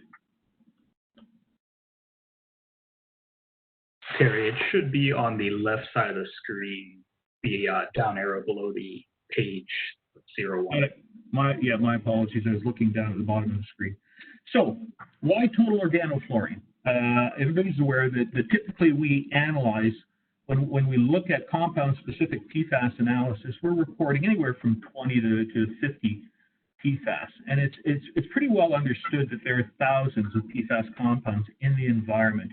A number of years ago, we were all talking 3,000 plus compounds. Now we're talking 4,000 plus compounds, and the majority of these compounds they're unknown. They're not characterized. In comes the concept of dark matter. These are as Karen alluded to at the end of her presentation, these are the unknown PFAS compounds that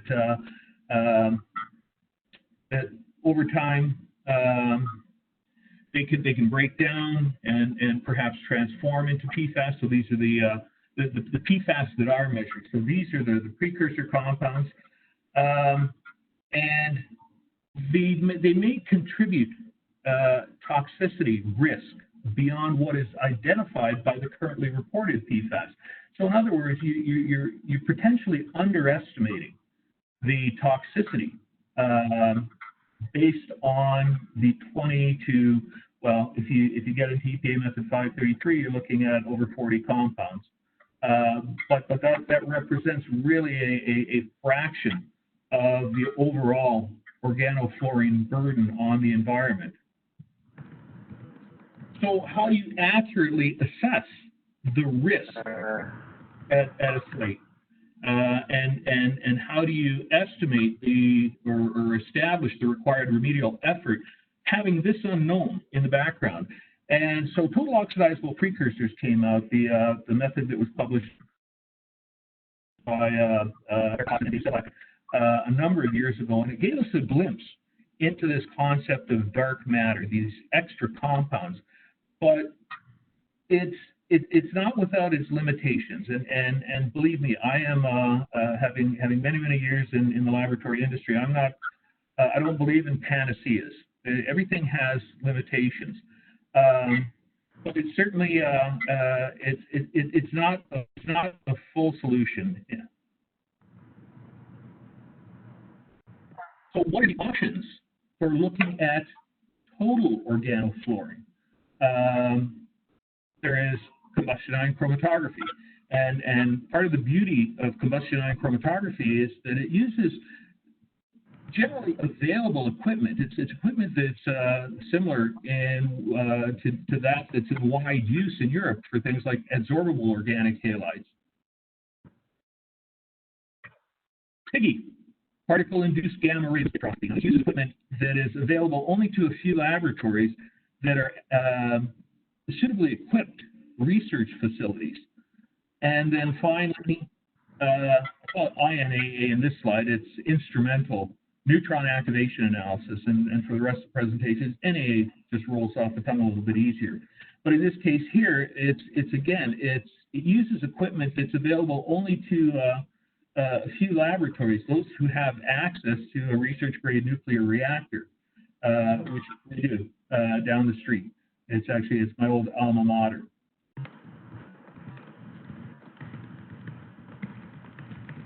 So at this point, perhaps, Matthew, if you could put up the first poll question.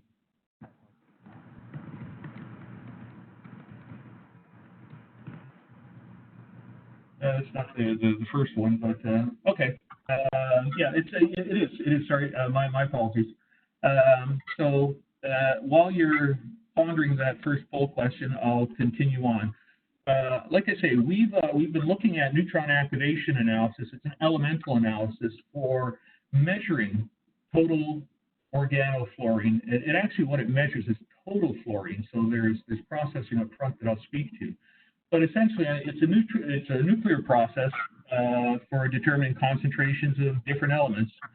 Basically, you're bombarding them with neutrons and generating a radioactive species that gives off beta particles and gamma rays. And so it's been around for a while, but the gamma ray energies are characteristic of the element being measured, and that intensity is proportional to concentration. It's foundational to many analytical chemistry techniques. So how do you adapt something that measures total fluorine for total organic fluorine? And in this case here, we looked at the process, how you process PFAS for the target compounds by liquid chromatography with tandem mass spectrometry.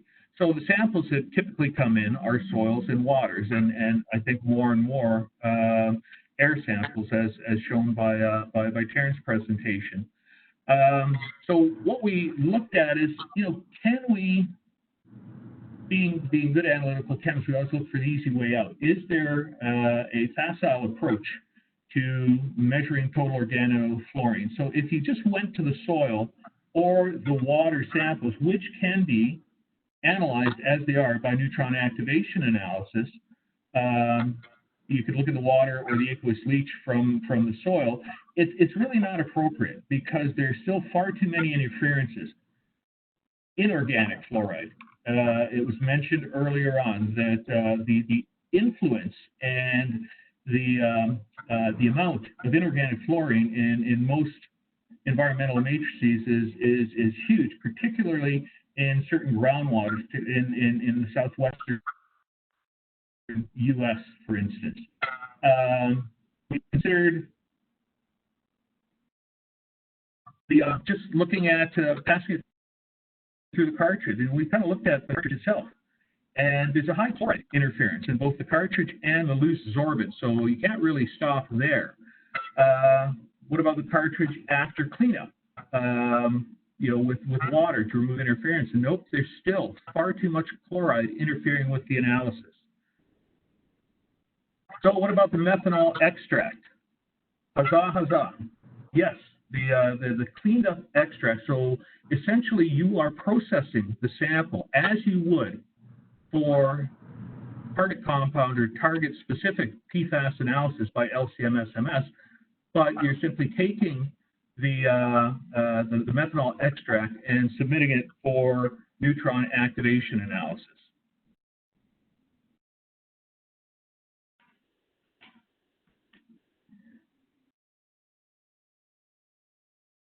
And then, so what does that look like? And these are just, we did some studies on neutron activation analysis versus total versus target-specific LC-MS analysis. So looking at groundwater, this is just an example. It was analyzed by liquid chromatography with tandem mass spectrometry, and the total PFAS based on the summation of the individual compounds measured, it resulted in 7.2 micrograms per liter. And that's equivalent to, based on the compounds, equivalent to 2.7 micrograms per liter of fluorine.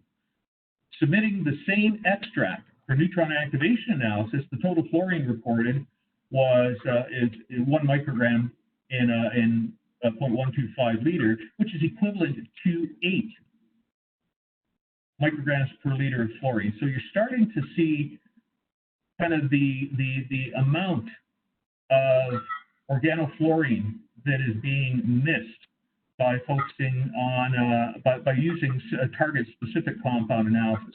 We started looking at soils, and in this case here, the total PFAS reported was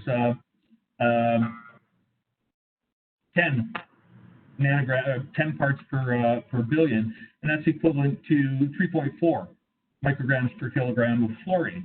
The neutron activation analysis results, so you have partitioned the organofluorine compounds from the inorganic fluorine, then measured total fluorine. Total fluorine reported was 0.6 micrograms and 3.7 grams, and that's equivalent to 176 micrograms per kilogram. So in this particular sample, this is the 176 versus the 3.4 represents the amount of potential PFAS that is not being measured by the total, or by simply summing the target compounds. Another soil example, same thing. The total PFAS reported was 0.0237 milligrams per kilogram, equivalent to 8 micrograms per kilogram of fluorine. The total fluorine reported from a partition sample by neutron activation analysis resulted in 1.2 micrograms per 3.6 grams, which calculated to kilograms or converted to kilograms, 353. Now, what is compelling about this is soil number 1 and soil number 2, you're seeing the proportionate increase in organofluorine in the neutron activation analysis results when compared to the target compound analyses. The limitation, though, is the detection limit. The detection limit in neutron activation analysis is 0.8 micrograms per fluorine. Sorry, those circles are in the wrong space, and that's my fault. The circle should be representing the total F reported. And as you can see, they're all kind of in and around the detection limit. So there's variability inherent in those numbers. But nonetheless, it's still, like I said, what's compelling about this is the proportionate increase in total organofluorine relative to the total, the calculated total fluorine based on total PFAS. So we start looking at, this is an example of one of the first commercially viable combustion ion chromatography methods for TOF, not to be confused with time of flight mass spectrometry, but total organic fluorine. It was von Abercron in Science of the Total Environment. And what he presented, looking at what we just looked at with the neutron activation analysis, looking at the summation of target PFAS compounds as fluorine, and then comparing it to the organofluorine generated in the combustion process and then measured by ion chromatography. It's basically a semi-automated solid phase extraction method that, as I said, partitions the organofluorine from the organic fluorine from the inorganic fluorine. It's a combustion method that converts. It basically mineralizes the fluorine in the organic compounds, creating hydrofluoric acid that's trapped in an impinger, and it's an automated transfer to an ion chromatograph, and you're measuring fluoride. And what von Abercrombie showed is that the total organofluorine in wastewater is typically 100 times higher than what the sum of the individual PFAS suggests. So very simplistically speaking, is there's a lot that's being missed. Von Abercrombie's combustion unit, looking at absorbable organic fluorine, it consisted of an auto sampler, an oven that combusts the sample at 1,000 degrees, the impinger that absorbs the hydrofluoric acid that's generated in the combustion oven, and then, and then an ion chromatograph that is basically, it's a liquid chromatograph with an ion exchange resin. So it's a simple approach to generating the total organic fluorine and hence an indicator of what I call, like I said, the total organofluorine, or the overall PFAS burden on environmental samples. So Thermo Scientific have taken this and they've generated an application note on absorbable organic fluorine by combustion ion chromatography, and it's a complementary method to the liquid chromatography tandem mass spectrometry approach for targeted compounds. Typical calibration range that is being suggested is between 2 parts per billion to 100 parts per billion in water, with a limit of detection around 1 and a limit of quantitation about 1.5. It is a little bit longer. It is a little bit longer method in the prep time, but the combustion and the ion chromatograph runtime.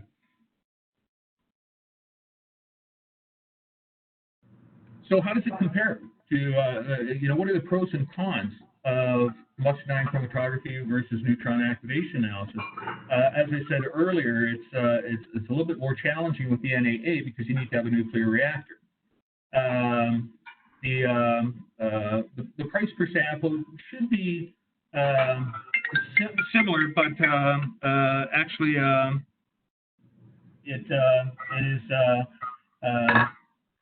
it's less by combustion ion chromatography. The standard turnaround time is a lot faster than the standard turnaround time for neutron activation analysis.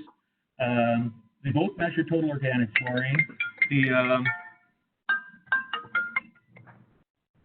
The processing effort is the same because you're processing the samples in the same way as you would for LCMS-MS. These combustion ion chromatography is far more scalable than neutron activation analysis. The detection limit at the moment is in and around 2 micrograms per liter of fluorine in water. And I'll speak to the detection limit and where that's going. What we're targeting certainly much lower for this to be complementary to the target PFAS analysis and where some of the regulatory requirements are going. The detection limit has to be lowered, and some of the approaches are to swap out all the Teflon parts from the combustion unit. The carbon sorbent, and I'll talk a little bit about that, the carbon sorbent that's used to trap the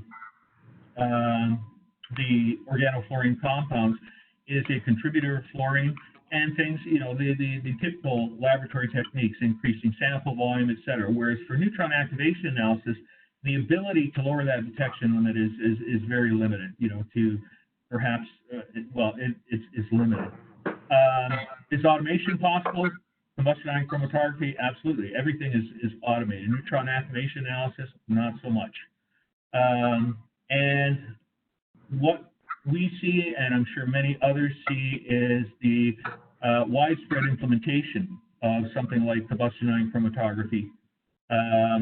The role for neutron activation analysis is certainly validation and confirmation of the combustion ion chromatography results.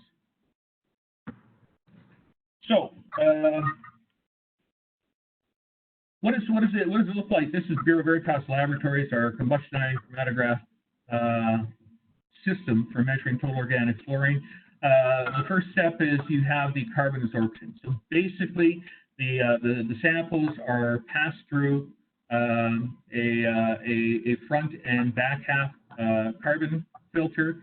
The carbon filters go to a combustion autosampler that is transferred each individually to a combustion unit that's operating at 1,000 degrees, generating the hydrofluoric acid, which is trapped in an impinger in the absorption unit, and number 4, ion chromatograph. Some would say easy peasy. The number one, the first part is, as I said, carbon absorption. So you have 2 carbon cartridges, not in parallel, they're in series, per sample. Typically 4 samples are processed per batch, with a fifth station for cleaning cartridges. But the throughput is about 4 samples per hour on one unit. The second part is the combustion. It's an autosampler where the sorbents, the carbon, are placed in ceramic boats. As you can see in the upper right of the slide, it's a ceramic boat, and each set of 2 are placed in the ceramic boat into an autosampler that is that are placed into these boat changers that move them into the furnace. And the ceramic boat's going into the furnace, 1,000 degrees, and the hydrofluoric acid that's produced from the combustion exits the furnace and goes into an impinger. It's an aqueous solution, and the processing time is about 7 minutes. 200 microliters of that impinger solution is transferred to an injection loop for the ion chromatograph and measured for fluorine. That's about, and it's about a 44-minute runtime. Most ion chromatographic analyses are in the 10-15 minute range, but it's to remove all the interfering species. It's currently being run at 44 minutes, and that is one of our targets, is to decrease the runtime.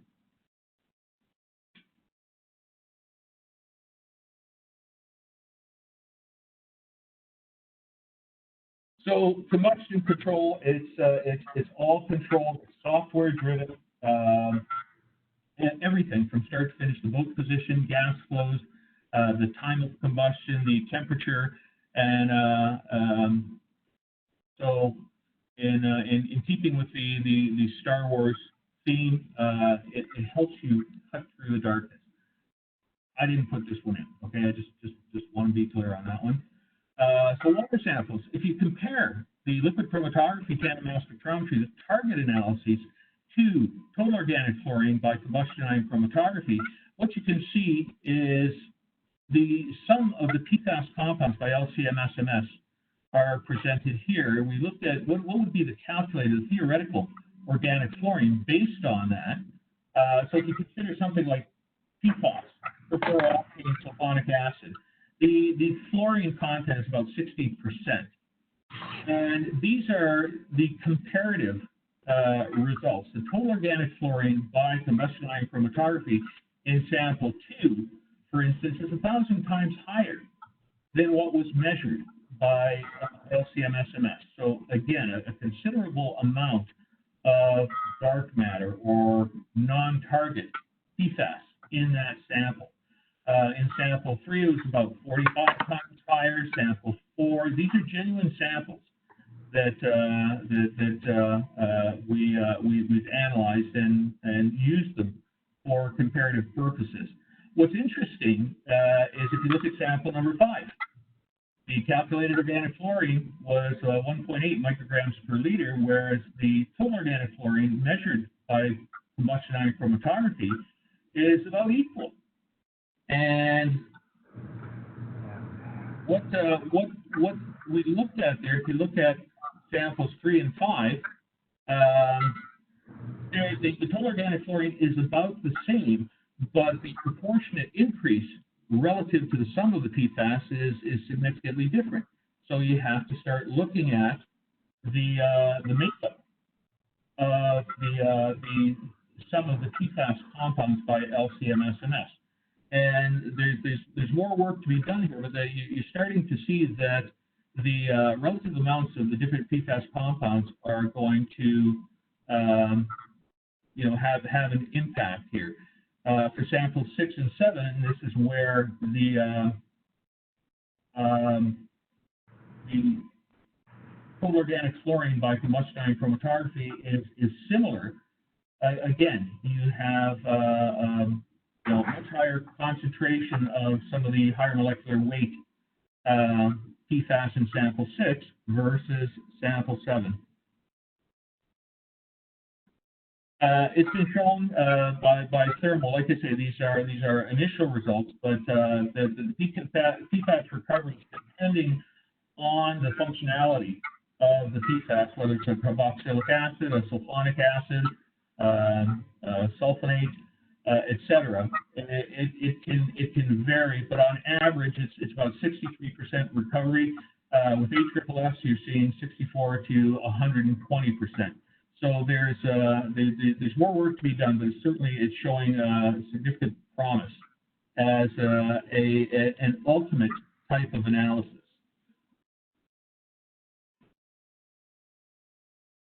So the current limitation is the fluorine background.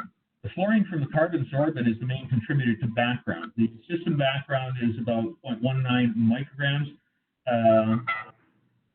With the sample volume of 100 milliliters, it gives you a detection limit. It's still kind of high. So possible solutions that we're looking at, that we're studying, is pre-cleaning the carbon to eliminate fluorine, and certainly trick of the trade is to increase the sample volume. But the caveat with any sort of approach like that, where you're increasing the sample volume, is you're potentially increasing the impact of other interfering species in your sample. So what are the anticipated benefits of combustion ion chromatography, time of flight mass spectrometry? It's the increased reliability in PFAS impact delineation. So from a regulatory standpoint, individual compounds are being regulated, but if you're trying to establish the completeness, for lack of a better word, of a site the delineation of impact on a site, without looking at the whole picture, you may be missing some. So where this is going is, as I say, increased reliability in PFAS delineation. There's certainly increased accuracy in estimating required remedial efforts and costs, and monitoring of remedial progress. Have we, if you're doing a dig-in dump, have we excavated far enough? There's certainly reduced costs compared to LC-MS, faster turnaround time. And what we're looking at is certainly a simplified approach to evaluating fluorine content in AFFF. So at this point, Matthew, if you'd be kind enough to put up poll question number 2. This one's sort of...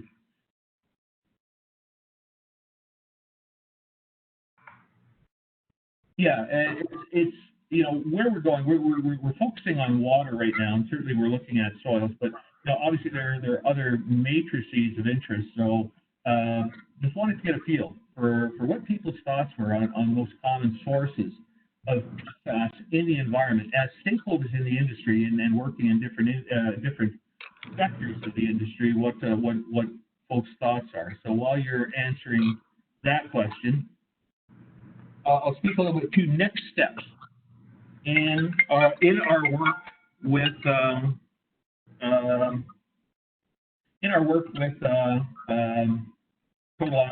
combustion ion chromatography. Certainly, phase one is we're targeting early September to have a commercialized time of flight. There I did it. You know, I'm a mass spectrometrist. Sorry about that. Total organic fluorine method for water.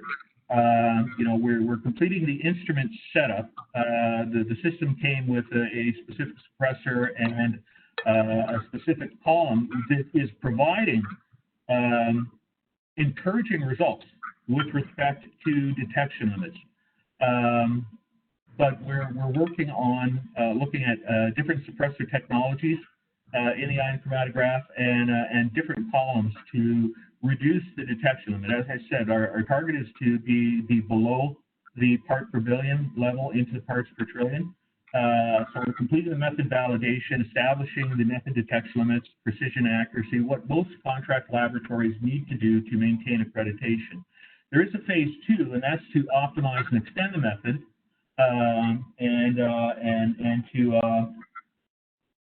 certainly shorten the run times. 44 minutes for most who are familiar with ion chromatography is a really long time. And it's certainly a lot longer than looking at target compounds by LC-MS.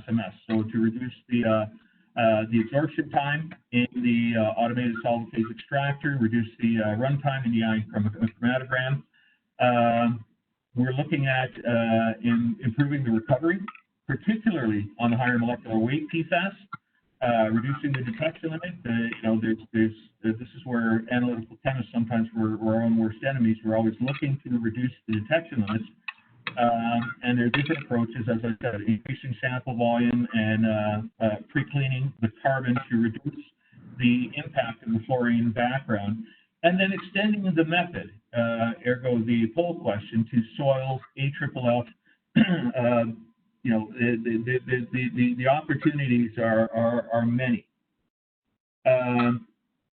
So at this stage, if you can put on poll question number 3.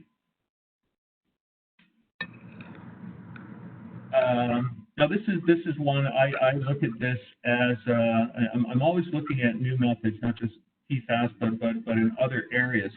I'm curious what people's thoughts are in terms of what the impact will be of something like combustion ion chromatography, total organic fluorine analysis, where the capital costs are about half of, less than half of your typical high-end liquid chromatograph, tandem mass spectrometer.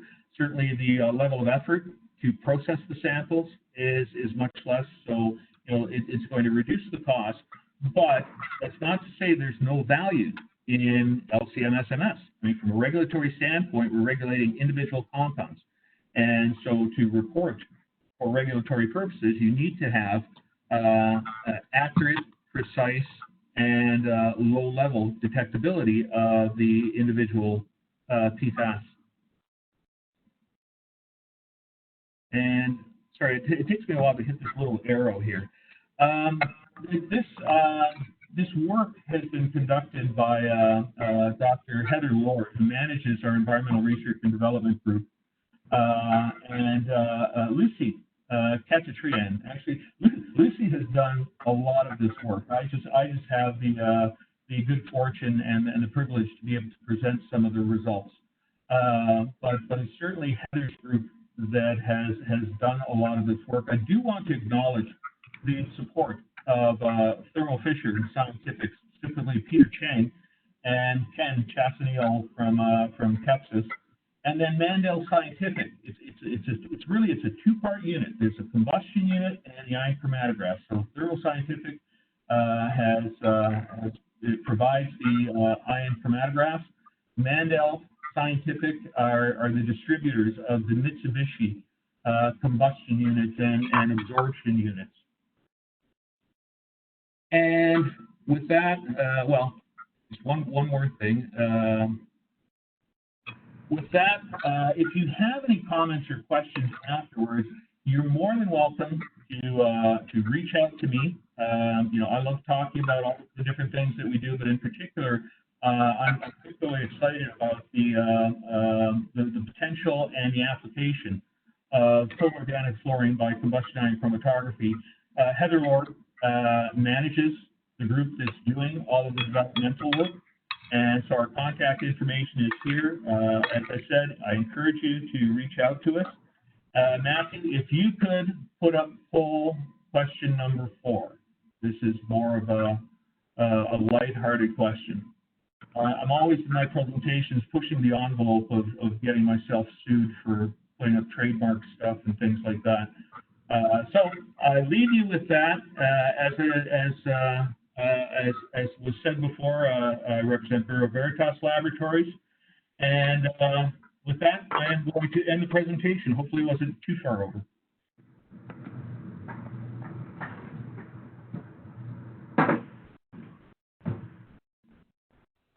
Perfect. Thank you very much. Okay, thanks, Terry. I think we'll go ahead and I think we're at time right now for the open forum, so we can probably go ahead and start with some questions for Terry.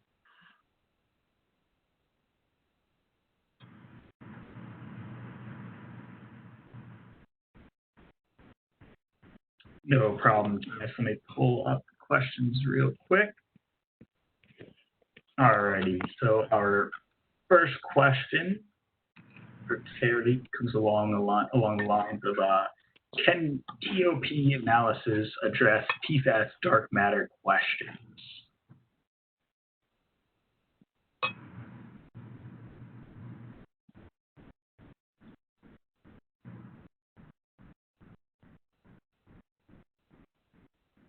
Terry, you may have to unmute. Sorry, yeah, I don't know how I hit the mute. Yeah, I'm sorry. Could you repeat that question? Yes. 1 second. Sorry, I have to pull it up one more time. Can TOP analysis address PFAS dark matter questions? Yeah. It should, right? Because the limitations with the TOPS assay. The TOPS assay, you're looking at compounds that potentially will transform into what are referred to as the dead end products. So these are the commonly measured PFAS that everybody is studying for toxicity purposes and for regulatory purposes. The limitations are, I mean, the method is set up to model how the PFAS precursors are going to behave in situ. So, and you're accelerating the process. You know, the theories over time, these precursors are going to transform, be it through biological mechanisms to the PFAS end products. And so you're trying to accelerate that now in the laboratory by using a persulfate oxidant and kind of kickstarting the transformation, oxidizing the precursors to the dead end products. The limitations are you're only analyzing for a fixed list of PFAS. So if you have precursors that, and this has been demonstrated out of Dr. Liu's group at McGill University, that if you're not analyzing below C4 PFAS, you're missing a substantial amount of transformation products in TOPS. Similarly, if you have precursor compounds that break down to, essentially that break or transform to products that you're not measuring, then it's a limitation because it doesn't capture those compounds. Whereas if you are looking at total organic fluorine and mineralizing all of the organic compounds, whether they're target compounds by LCMS-MS or compounds that are being missed or precursor compounds, you get, I think, a better representation of like I say, the total organofluorine burden. So the totality of organofluorine compounds. The question that I always have is, well, those total I apologize. There's somebody that needs to be on mute because I hear clanking in the background. But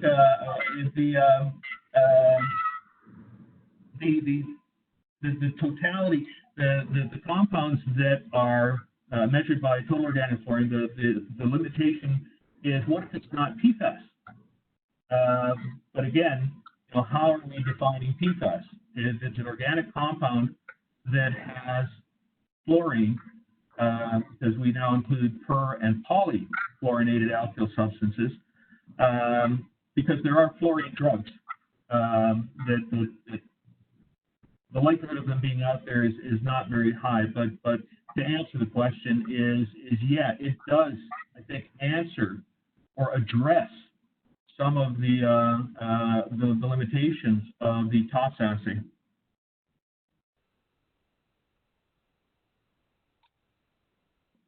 Perfect. Thank you for that response. We have another question. Can you explain the difference between a particle-induced gamma ray emission spectroscopy and NAA? Yep. One is it's an accelerated. One you're bombarding with protons, and another you're bombarding with neutrons. And so I'm just looking. Oh shoot, my presentation's not up there again because I was going to. The differences in the technology. It's both. The piggy work that Graham Peasley is doing out of Notre Dame is, it has high-end research-grade equipment, and again, that's one of the limitations of neutron activation analysis. You need a reactor. Thank you. If I can get to.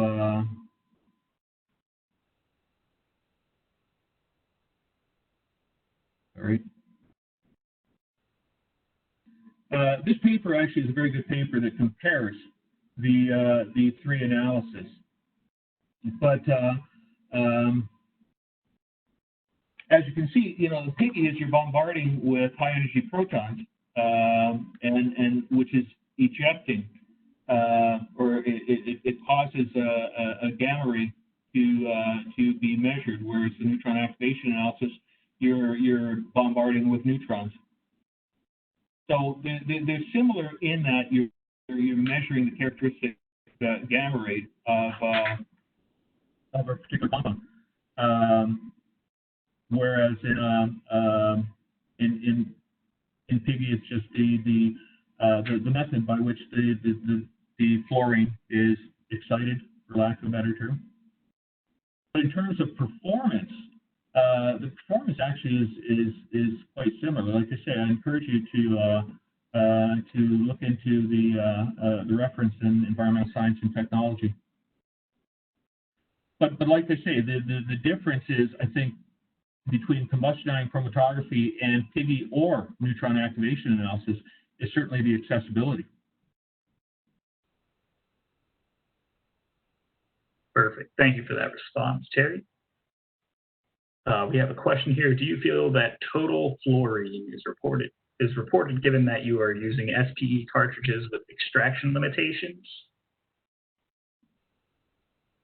Total organic fluorine, right? Because whatever is absorbed onto the carbon and then mineralized and then trapped in the impinger, you're measuring total fluorine in the impinger solution, but that total fluorine stems from the organic fluorine that was partitioned in the processing step. And we're not quite there yet. If you consider some of the results that Thermal has put together, there's still some challenges in recovery of the higher molecular weight compounds in the adsorption process. So there's still some optimization that needs to be done there. So I think that's answered the question. It's as I said before. I'm not a believer in panaceas.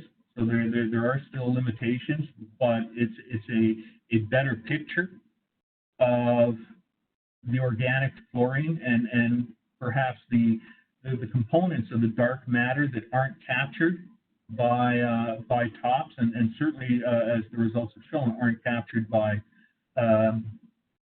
target specific or target compound analyses. Great, thank you. Next question is to you as well, Terry. All PFAS are organocompounds, but not all organofluorine compounds are PFAS. What are your thoughts on TOP overestimating PFAS, and what is being done to differentiate PFAS from all organofluorine compounds?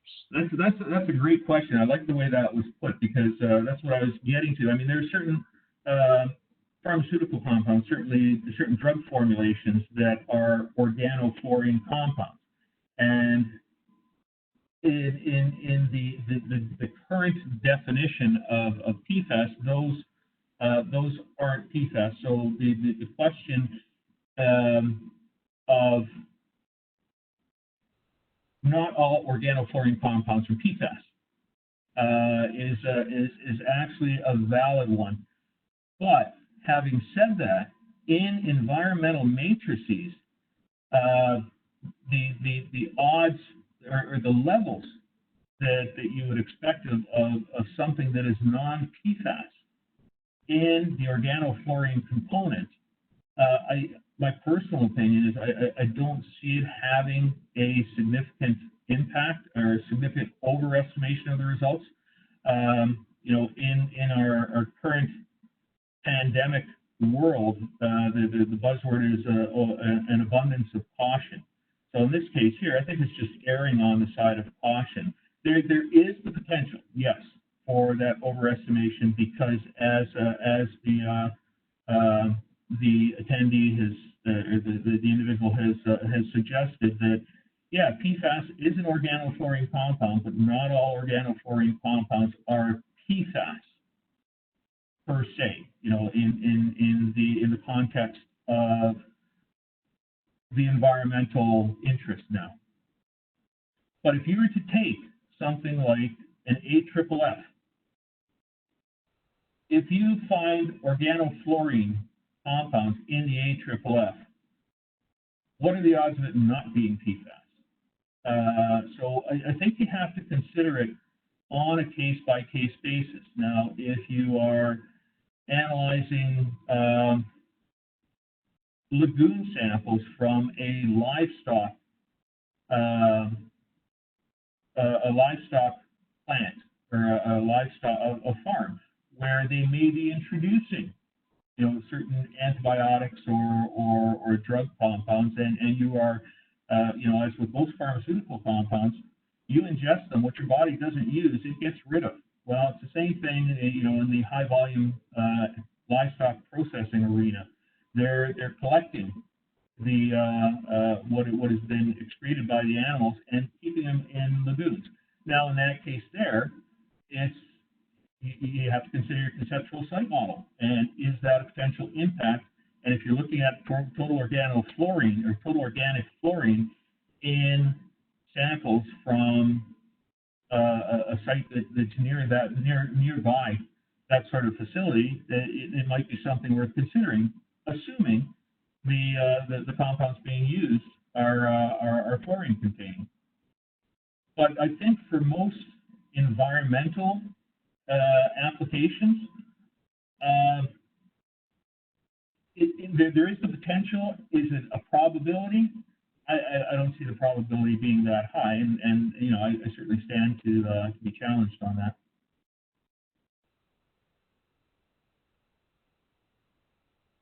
Thank you very much. We have another question that relates somewhat to another question that was asked. With CIC, what is the potential for false positive detection? Could there be significant false positive contributions expected from the CIC system? How selective is the approach for organofluorine?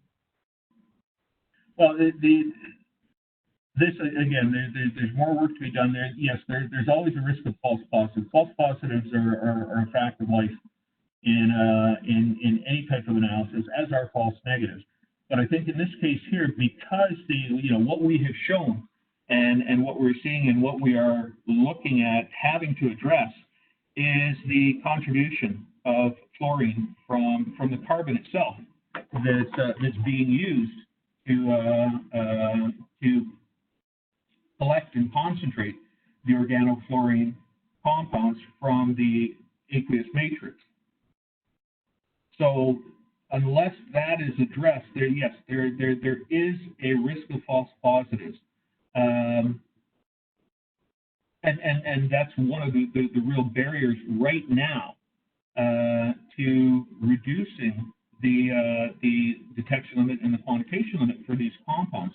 So if you consider that regulatory requirements for PFAS and PFOA down to 70 parts per trillion, you're kind of 2 orders of magnitude lower than what we can currently achieve by combustion chromatography. And the fluorine is, anywhere from 30 to 60 to 70% of the PFAS concentration. So we've still got a ways to go, but if you can tag 1 part per billion,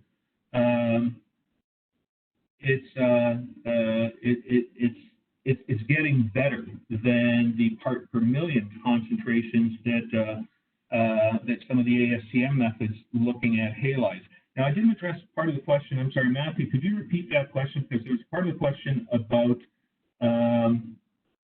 sort of the comprehensiveness of the partitioning scheme, the processing of the sample for organofluorine. So I apologize again. Could you repeat the question? Yep, no problem. Yeah. So the entire question is, with CIC, what is the potential for false positive detection?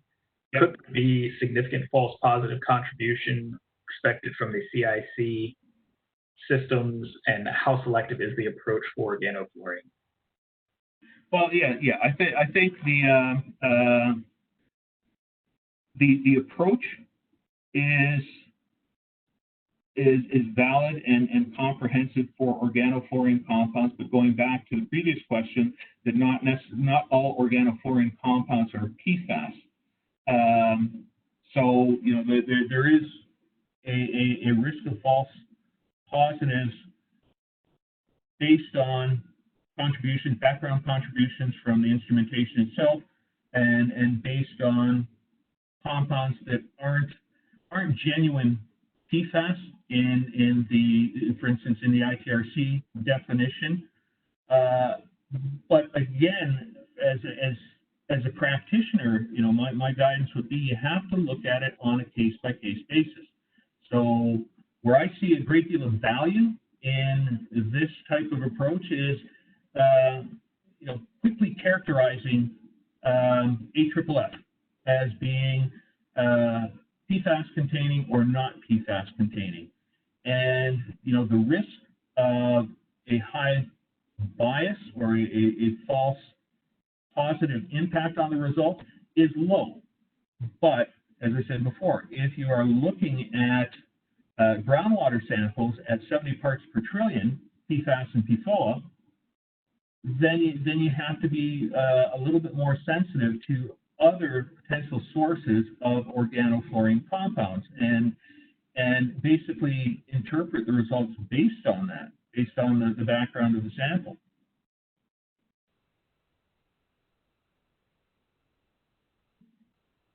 Thank you very much, Terry, for that response. At this time, we're going to move to some of the questions that we have remaining for Taryn. So I'm going to pull up Taryn's presentation in case there needs to be a reference there. Alrighty. So we have a question that came in. Slide 4 stated long-range transport is an issue. What is the longest measurable distance the PFAS has traveled in air? So long-range transport is something that's been studied for well over a decade now. It's been found everywhere from the Arctic to the Southern Ocean. Predominantly, it's the PFCAs that have been studied and detected. And so, of course, the discovery of, PFAS in places like the Arctic provides evidence that long-range transport is occurring, given that there's no point sources in those regions. Thank you for that response. We have another question here for you, Taryn. Did you look at different components of the matrix that may be affecting the sampling train and recovery / breakthrough of PFAS? So in that particular case, we didn't characterize the surrounding matrix to make that determination. There simply weren't any drivers to do so.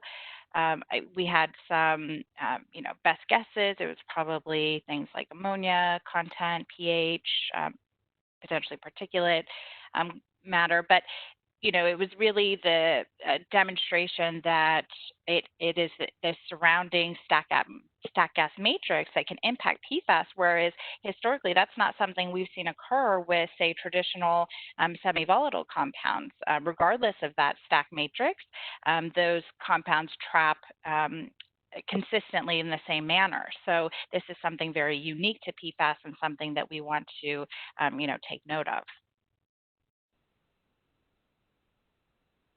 Thank you very much. So we have a question here. Soil gas was not mentioned as a media of concern, is it? Can you comment on soil gas SNA for volatile PFAS? Can sorbents be used, or are canisters a better bet? Yeah, so my talk was specific to source air, but there are certainly emerging concerns about other air pathways, such as soil vapor intrusion, and it is something that we're looking at. So in order to capture that specific matrix, we also had to do method development for a low volume ambient air type of application.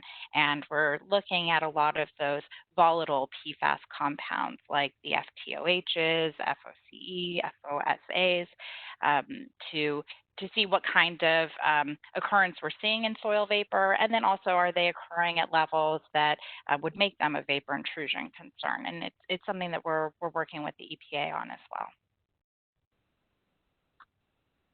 Thank you very much.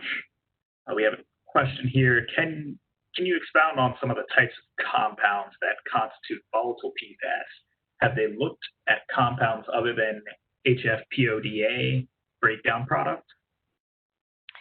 Right. So I mentioned the E1 breakdown product of HFPODA was volatile. There's other breakdown products of HFPODA that are even ultra volatile, but there are others, as I mentioned, the fluorotelomere alcohols, the sulfonamidos, some of the acrylates. Those are, currently what we're characterizing as volatile PFAS that can be captured in all of the different air matrices, so source air, ambient air, indoor air, soil vapor, and they all depend on some type of filter or sorbent media to trap those. Oh, sorry, you know what? I didn't address the second part of that previous question. Can a canister be used?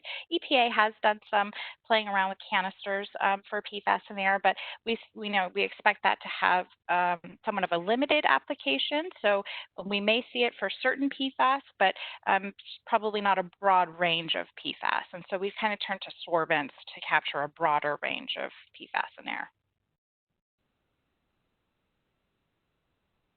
Thank you very much.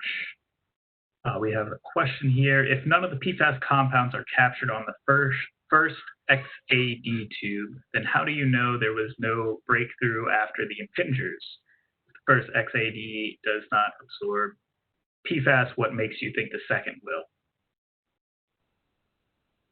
So no capturing on the XAD wouldn't indicate that there's breakthrough. That would indicate that they're simply not amenable to being trapped on the XAD. The breakthrough XAD tube at the end of the train is to indicate specifically that there was breakthrough. So we've fully overloaded the front XAD, and then we're measuring to see if any additional broke through onto the breakthrough trap. Thank you very much. Is the sample prep for air samples similar as what is done for aqueous samples? Do you use SPE for this step? So for the different types of air, the preparation is different. If we're specifically talking about source air, it's a whole different animal than the prep that we do for water samples. I mean, it's a long explanation process. Maybe I could follow up with that individual to share the details that they're looking for. But no, it's very different than the aqueous sample prep. Thank you very much for that response. And I believe this is the last question that I have highlighted here. With your complex sampling train, was it challenging to find material that did not contaminate your sample? Oh, great question. Of course it was. The XAD resin that's provided from the manufacturer definitely has background levels of PFAS. So the laboratory has to employ a procedure for cleaning that XAD down to the levels that we're looking at. So in source air, it's been about a nanogram. In ambient air, it's been a picogram. So yeah, we definitely have to work to clean up the XAD resin. Filters have to be segregated from laboratory space that's conducting this type of testing. Glassware has to be, cleaned down to these levels for these compounds. So there's plenty of sources of background levels. It's one of the primary challenges for PFAS in air because we are looking at such trace levels. Perfect. Thank you for that response. And Jordan, I believe that brings us to the end of the questions that we've received thus far. Well, I want to take this opportunity to thank all of the presenters and all the attendees. I also want to take this opportunity to remind everybody that when the session ends, we will actually have a survey that you guys can fill out that would really help us so we can do this again. And then finally, we work very closely, as most of you know, with our friends over in the Department of Energy. And I just want to let you guys know that they're actually having their analytical services program and virtual training workshop series will be starting next week, and it's going to span a number of weeks. And I recommend you guys sort of look into that and identify some of the sessions you want to attend. My understanding is it's all free of charge, and I think there'll be some useful information for the folks on that as well. So, once again, I want to thank all the speakers and everyone who helped pull this together, and tell everyone to have a great afternoon and stay safe.